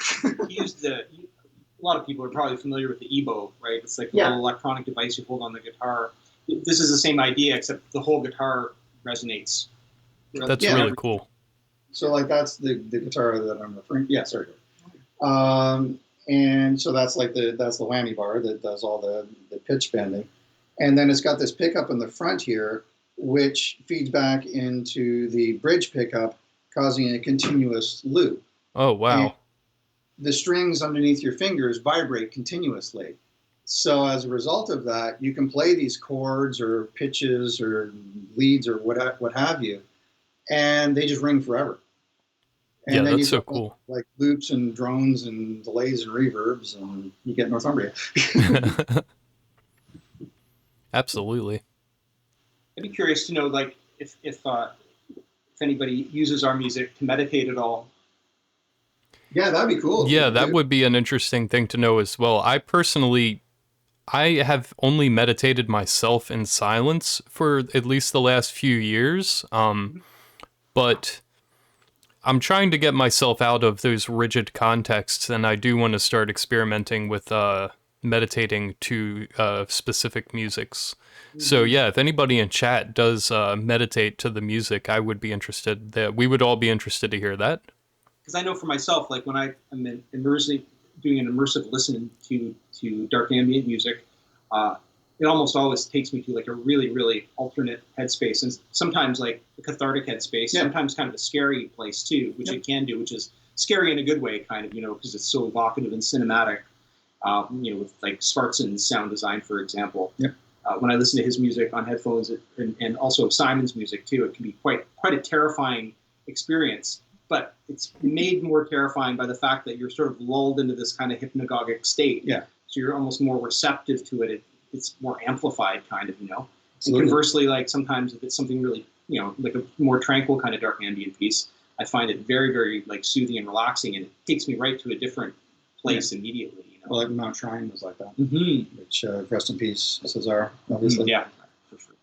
Yeah, Mount Shrine was great for that Yeah, it is. I listened to Mount Shrine on repeat when I went to sleep so many nights. I still do. I love his music, and yeah, rest in peace. That's so sad that he's gone.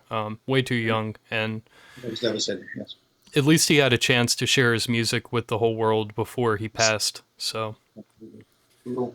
I noticed Rob mentioned about guitar tunings, and that's cool because that's actually another aspect of Northumbria is that I use, and of course by extension Dorian does as well, all manner of alternate tunings.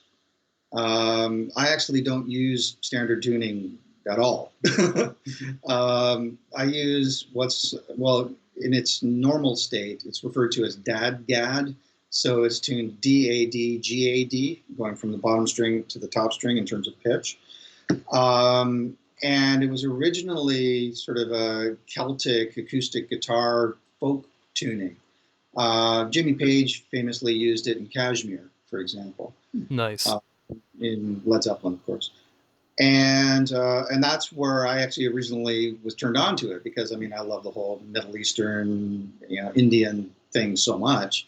And I was like, wow, how's he getting that incredible tonality from his guitar? And of course, that's what it was. It was that specific tuning. And so that's the tuning I use for all of Northumbria.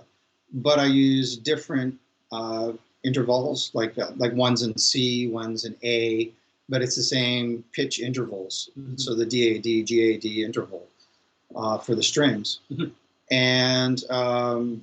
And then depending on the piece, we use the different tunings. So like, for example, the guitar I just showed you, that's a Fernandez sustainer. That's tuned in the B version of DAD-GAD.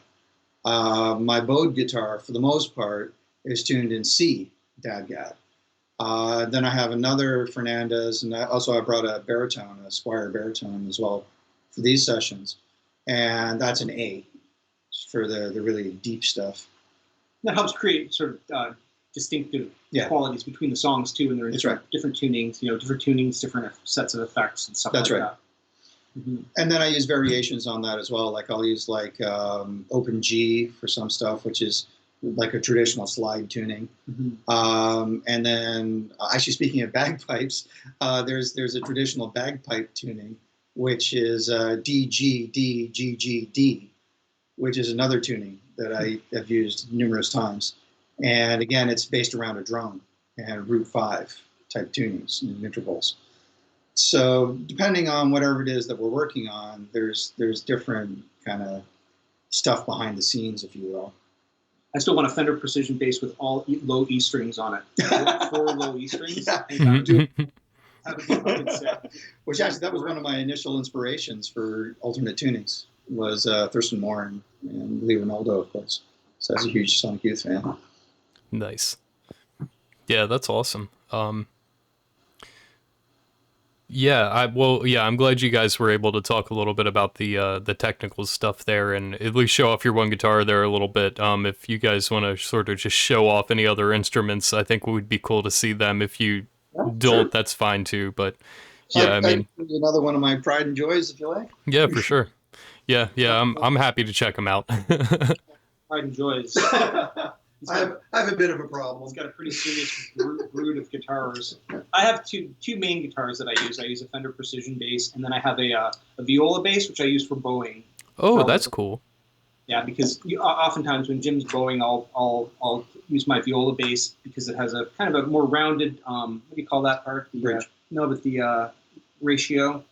Oh, the roundness. Yeah. It's easier to bow. Yeah, the arc is easier to bow. So Rob says...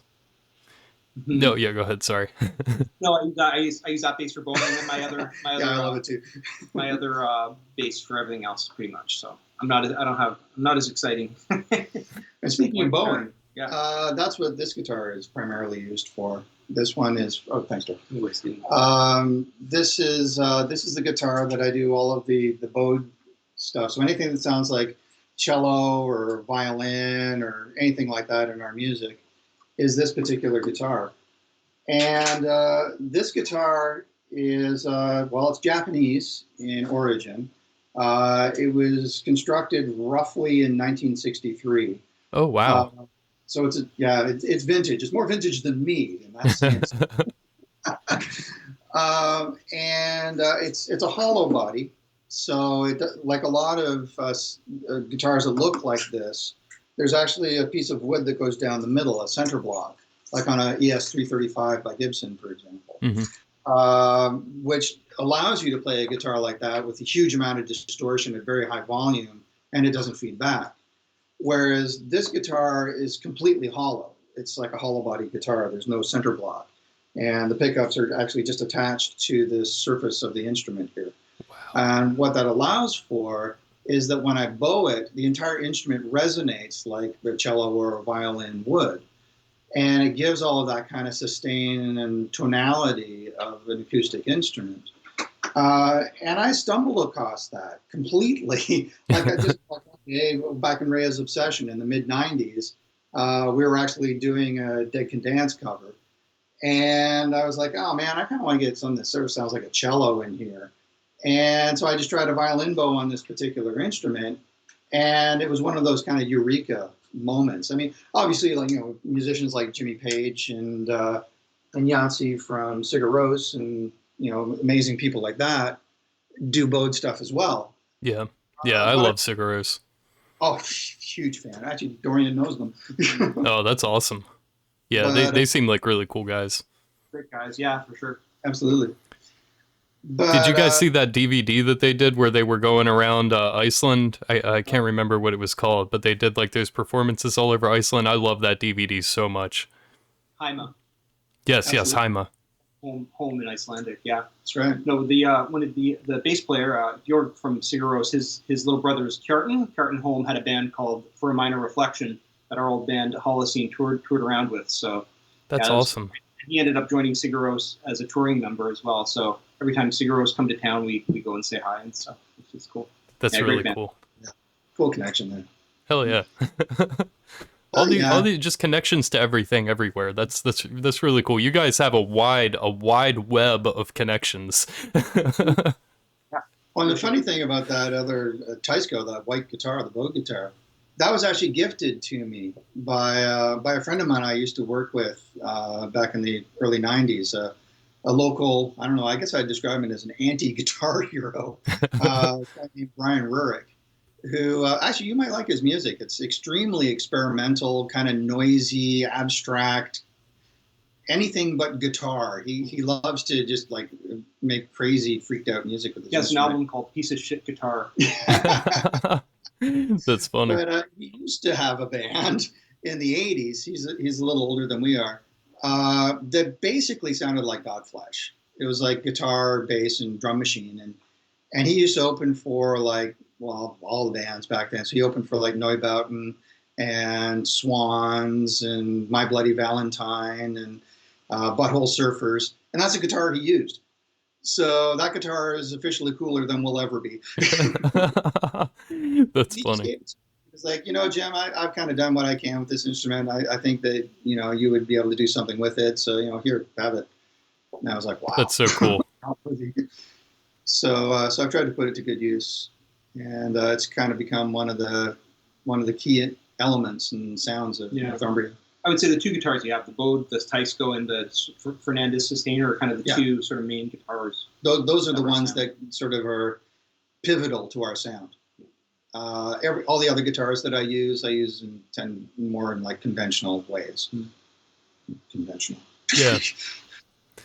Yeah, no, that's cool that you guys do things and, all these different different techniques and it's not just it seems like it's definitely not just the pedals doing all of the work. It's certainly a combination of different instruments and different techniques and different styles and all sorts of things coming together. Yeah, it is played music. Like we're not just like setting things up and just like letting it play itself. Kind of like everything is intentionally played. That's right. Mm-hmm. Yeah, because I was like looking for like sampler pedals and things like that, and I was like, I didn't see the one that I was expecting to see at least. But yeah, that's really cool. I'm learning a lot about what you guys are doing there, so I'm sure other people are as well. So I'll tell you, one of the parts of our gear is actually the Line 6 looper pedal. because so much of what we do is based around loops and the soundscapes that you can create with loops. And that was one of the other sort of, eureka moments for me as a musician when I first got that pedal. And I just thought to myself, wow, I can truly go just do solo improvisational performances just using this. And with Northumbria, actually, as of today, Dorian was busting out a looper as well, like full on. And we were getting like multiple loops happening and sort of really interesting kind of soundscapey stuff happening. So we got some interesting tonalities that way. We're together recording over this weekend. Jim came down to my place last night and stay until tomorrow. So yeah, we're just recording and hanging out and catching up. There's an interesting question that's popped up that you're probably well versed to answer, Jim. Yeah, I'm just kind of reading this. It's a question regarding the Lovecraft collabs, which I was saying previously because you're new here, but I just got here, so. It's a wonderful experience because all of the artists on the label are extremely cool people and obviously incredibly talented. And to be able to do a collaboration with people like that is very inspiring. The way it works is that we all just create our own little bits and pieces in our studio, upload it to a shared folder, Dropbox, and then we all just download each other's bits and pieces and create a track subsequently from that, and put our own music on top of it as well. Based on a Lovecraftian deity. Every album is based, starting with Cthulhu originally. Yeah. Each album is meant to evoke a figuratively and maybe literally Lovecraftian deity, right? That's right. Yeah.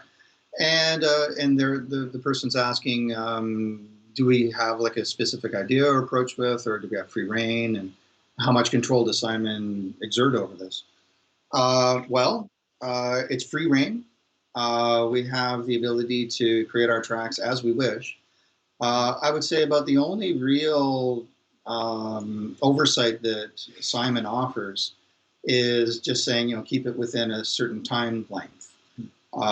Because, as ambient artists, we love to just go on and on and on and on and on, of course. 10-minute tracks aren't unusual. And then he mixes it and sort of forms it. Yeah. And then that's what I was going to say. He kind of takes it all at the end and makes it all into a whole where he puts the pieces where he thinks that they belong himself and blends them all together. Does the art, does the graphic design, and does the mastering and all of his other, brilliant oversight kind of things that he does. And but in terms of just the creative process, we can do whatever we like. Essentially, we have free reign. I like that he never tells us, no matter how many times I ask him, this is my favorite part of this one, from this moment to this moment, who did it? And he's like, not telling you. He's there's so many stems that come together that go into what that person's making, and then I've mixed that into somebody else's something else. No, I'm not telling you anything. It's all about the whole, not the sum kind of. That's right. Exactly. It's a collaboration. It's not a compilation. Yeah. And so therefore all the artists were involved in all of it, which I think is beautiful. Yeah, so see what else he has to say there. Okay, so has there been anything he's taken of yours and ended up with something that made you think, holy heck, I never envisioned it would sound like that? I kind of laughed because the first time that we submitted some work, which obviously was Hello Land as a full album, Simon does all the mastering. Mastering is where you take the completed produced tracks from the studio and basically just polish them up and even them out and make sure that everything is consistent across the listening experience of the whole record. And he somehow, Dorian and I both said this, he somehow or another made our mixes, which we thought, yeah, these are great. And he made them sound like they were like 3D. Yeah, he takes it to another level. Oh, yeah. Oh, it just like, we were like, whoa, what did he do? Yeah. So absolutely we had that experience of like, holy heck, yeah. Everything we've ever submitted to him, we get back going. Wow. He's pretty quick too. Yeah. It's very efficient. Yeah. Good at time management. So much respect. I always get wide-eyed when he allows somebody else to master an album on there, because it's like, He does not usually let his mastering range go to other people. So when I see another name pop up, I'm like, this person must be really, really good at what they do for him to have allowed them to do it there, because usually that's his thing. That's right. That's true. That's very true.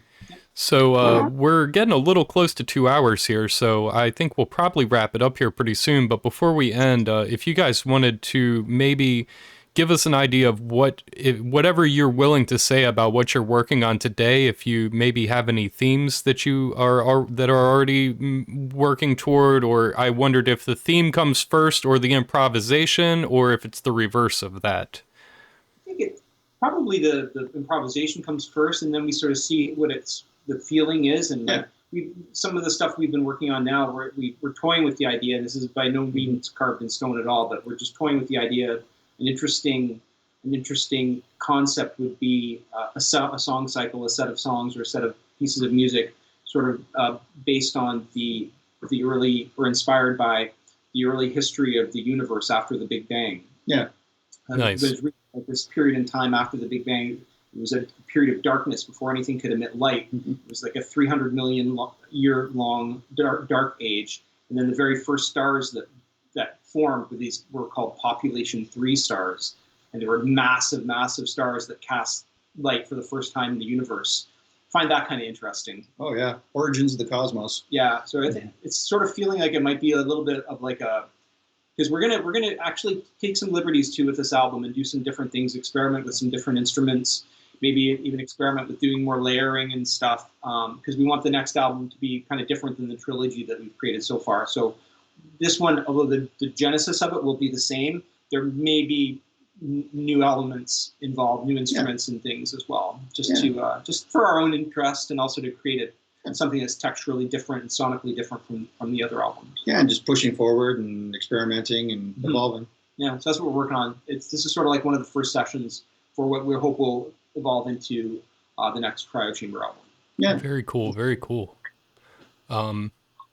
Yeah, so if anybody else has any other questions that they really want to get answered, get them into chat real quickly here. And in the meantime, while we're waiting to see if anybody has any pressing questions, I think we've covered a lot of stuff here today. So, but questions if people want to open up any kind of discussion. That'd be awesome. For sure.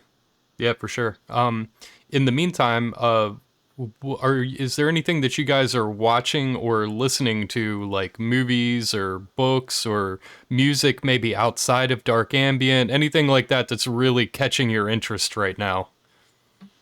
I spent a lot of 2020 going back into the Dune saga, which was really a really fun thing to revisit. I read it when I was young, and hopping back into that universe was really got me through a lot of the pandemic, and actually was the inspiration for one of our mixes that we created that Simon named Songs for Dead Planets. Yeah. So last year was a lot of heavy Dune reading. I'm a pretty heavy music listener too. I follow a lot of bands. I try to follow my friends' bands and stuff. Lately, a friend of mine, Aiden Baker, who I have another project called the Dorian with, it's just drums and bass. His band Naja just put out their first album on Southern Lord called Luminous Rot. Amazing. I've been listening to that a lot. That's a really killer record. Aiden's amazing. Yeah, he's a great musician, great friend too. Actually, also from the ambient pink community. And from the pink community, yeah. And just recently, another friend of ours, This Quiet Army from Montreal, Eric, he did a collaboration with Away from Voivod, which is that's a really killer record too. Yeah. We've been spinning Voivod. That. Yeah. Saw them on the Nothing Face tour, blew my mind. Yeah, for sure. Nice. And stuff on the dark. Also, like, I try to follow as much as I can from stuff that Fred from Cyclic Law puts out as Visions. Yeah. His stuff is amazing as Visions, and I try to follow Cyclic Law as well. I got to see Visions live. Oh wow, that must have been pretty intense. Yeah, they played here in Philadelphia, or he played here in Philadelphia. It was pretty well, not here, but I went to Philadelphia and saw it. It was pretty awesome. Oh yeah, for sure. Have you heard his album too? It was Visions and Purpa. Oh yeah. I have that one on vinyl. I listen to that thing all the time. It is so good. That's an interesting intersection of like Eastern sort of spirituality and dark ambient music too, you know. But yeah, so I try to follow the cryo chamber stuff and stuff that friends are doing, you know. And and other things too. So I want to say Jan was asking if we're going to be released, or okay, I think. Oh, okay, I'm just reading this here. Actually, Jan, no, we don't have it on CD yet. It's just digital. He's under the impression that it's a CD release. Oh, Isolering? Yeah. No, we kind of put it out as sort of like an interim release, kind of like a little window into sort of the creative process that was going into the rehearsals for Midgard's Blot. We don't really consider it like a proper full length. It's more like kind of like almost like a rehearsal tape kind of release that they used to do in the past. Like metal bands would release, their rehearsal tapes or their demos. Yeah. That's sort of like where Isolering falls into that kind of category.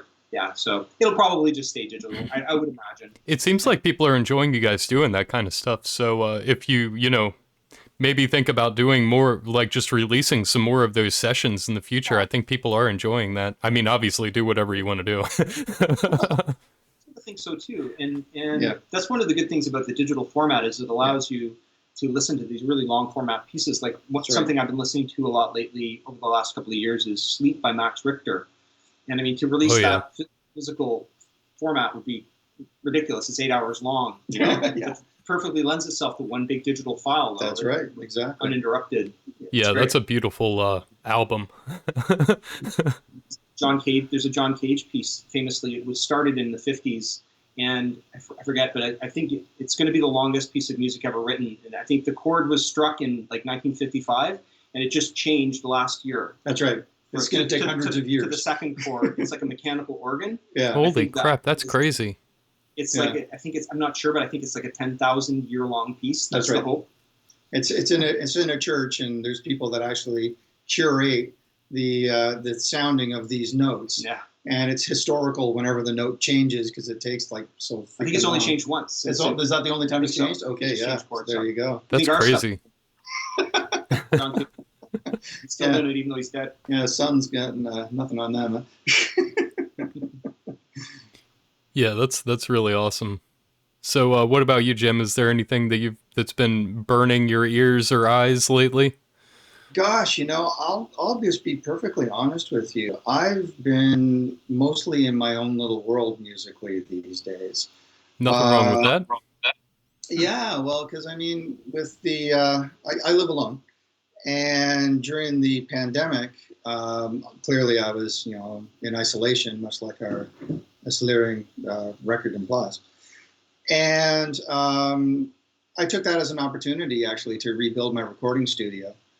And because of that, I ended up just diving deep into a whole bunch of different things.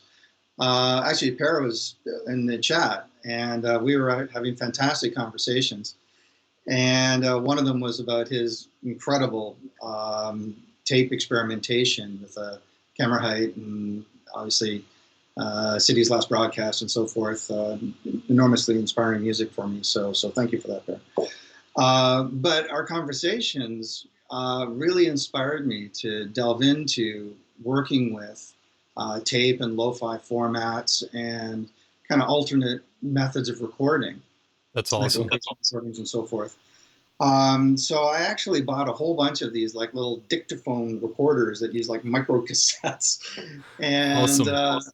And was doing all kinds of recordings and turning those into like sampled instruments and stuff, and some of which may make it onto the next. This is the goal. Talking about incorporating different elements and things, so that's something we might incorporate too. So I spent like a good bulk of the pandemic just going through and working on and learning and experimenting with that. I use Ableton Live primarily as my DAW, my recording software, and amongst other really super cool things that it does is it allows you to take like a little snippet of audio that you've recorded, drag it into a MIDI track, which is how you control the keyboard and so forth, and turn that into an instrument. So it's sort of like instantaneous sampling and instrumentation from an audio clip. And so I was doing like a ton of this stuff with like these little like lo-fi recordings, turning them into sounds and instruments. So that's kind of been taking up a lot of my sort of auditory mental space for quite a while now. But actually, we were discussing about this earlier on today. I find a lot of the times what I'm doing when I'm just kind of hanging around the house and just doing whatever you do when you're hanging around the house and cleaning or taking care of the plants or cooking or whatever, I'll just have like the cryo chamber live stream playing in the background. Yeah, perfect. Because there's like so many artists coming on board these days. I'm having trouble keeping up with everybody. So that kind of helps me to sort of stay in the loop with who's current and what they're doing. But yeah. Need more female artists in cryo chamber. Absolutely. Without any question. It's a bit of a sausage fest in that. Yeah, I loved Halgrowth's work. I would love to see another Halgrowth album. That was actually the first cryo chamber record I bought. Yeah, she's amazing. Nice. Yeah, her stuff's great. Out of Time? I think it was called Out of Time. Yeah, that was one of them. That was like I'm not sure if that one was on Cold Meat or Cryo Chamber, but yeah, that was definitely a good one. Oh yeah. Cool. So thank you to everyone in the comments and all the wonderful supportive things people have been saying. And a lot of these people, actually, I think pretty much everybody in there is a friend or a colleague on some level. It's cool. So it's thanks. It's been really great to see everyone being so supportive of us. Thanks for supporting the band in general. Yeah, and absolutely. thank you for having us here today. You know, we don't get to do this kind of thing very often. Yeah, it's fun. Yeah, for sure. Yeah, I'm really, really glad that you guys spent the time here with me, and I'm glad that you guys had a lot to say because, as I said, I got that tooth taken out on Wednesday. So, you guys doing the majority of the talking was super, super helpful to me, and I'm very glad about that. It feels up. Yeah, it's much better today. That's why last night when we were doing our preview, I was like, probably didn't seem very happy or whatever. I was just like, oh God, I hope I'm okay by tomorrow. This is going to suck if not. But yeah, we're good today.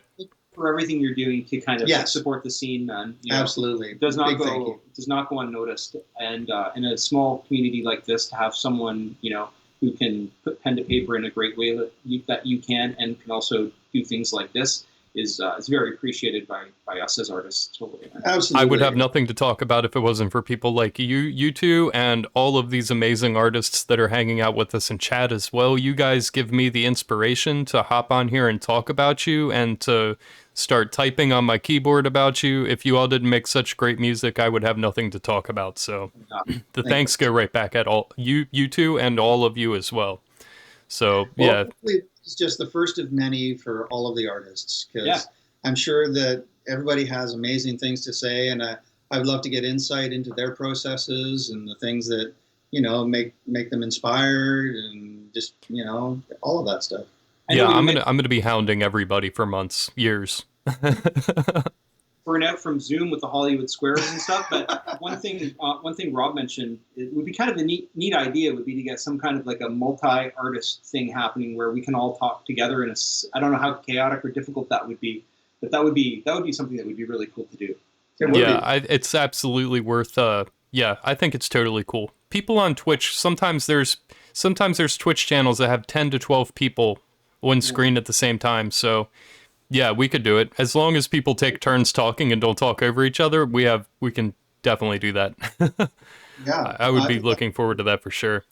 Yeah, that'd be a good idea. No, for sure. Cool. So, all right. Well, thank you all for being here. Thank you everybody else in chat for hanging out with us tonight. Absolutely. Yeah, really, really great time, great conversation. I appreciate you guys. Thank you very much. Thank you. Appreciate it. Have a great evening, you two, and everybody else. I'll see you guys soon. Take care now. Bye. All right, we're off air, guys.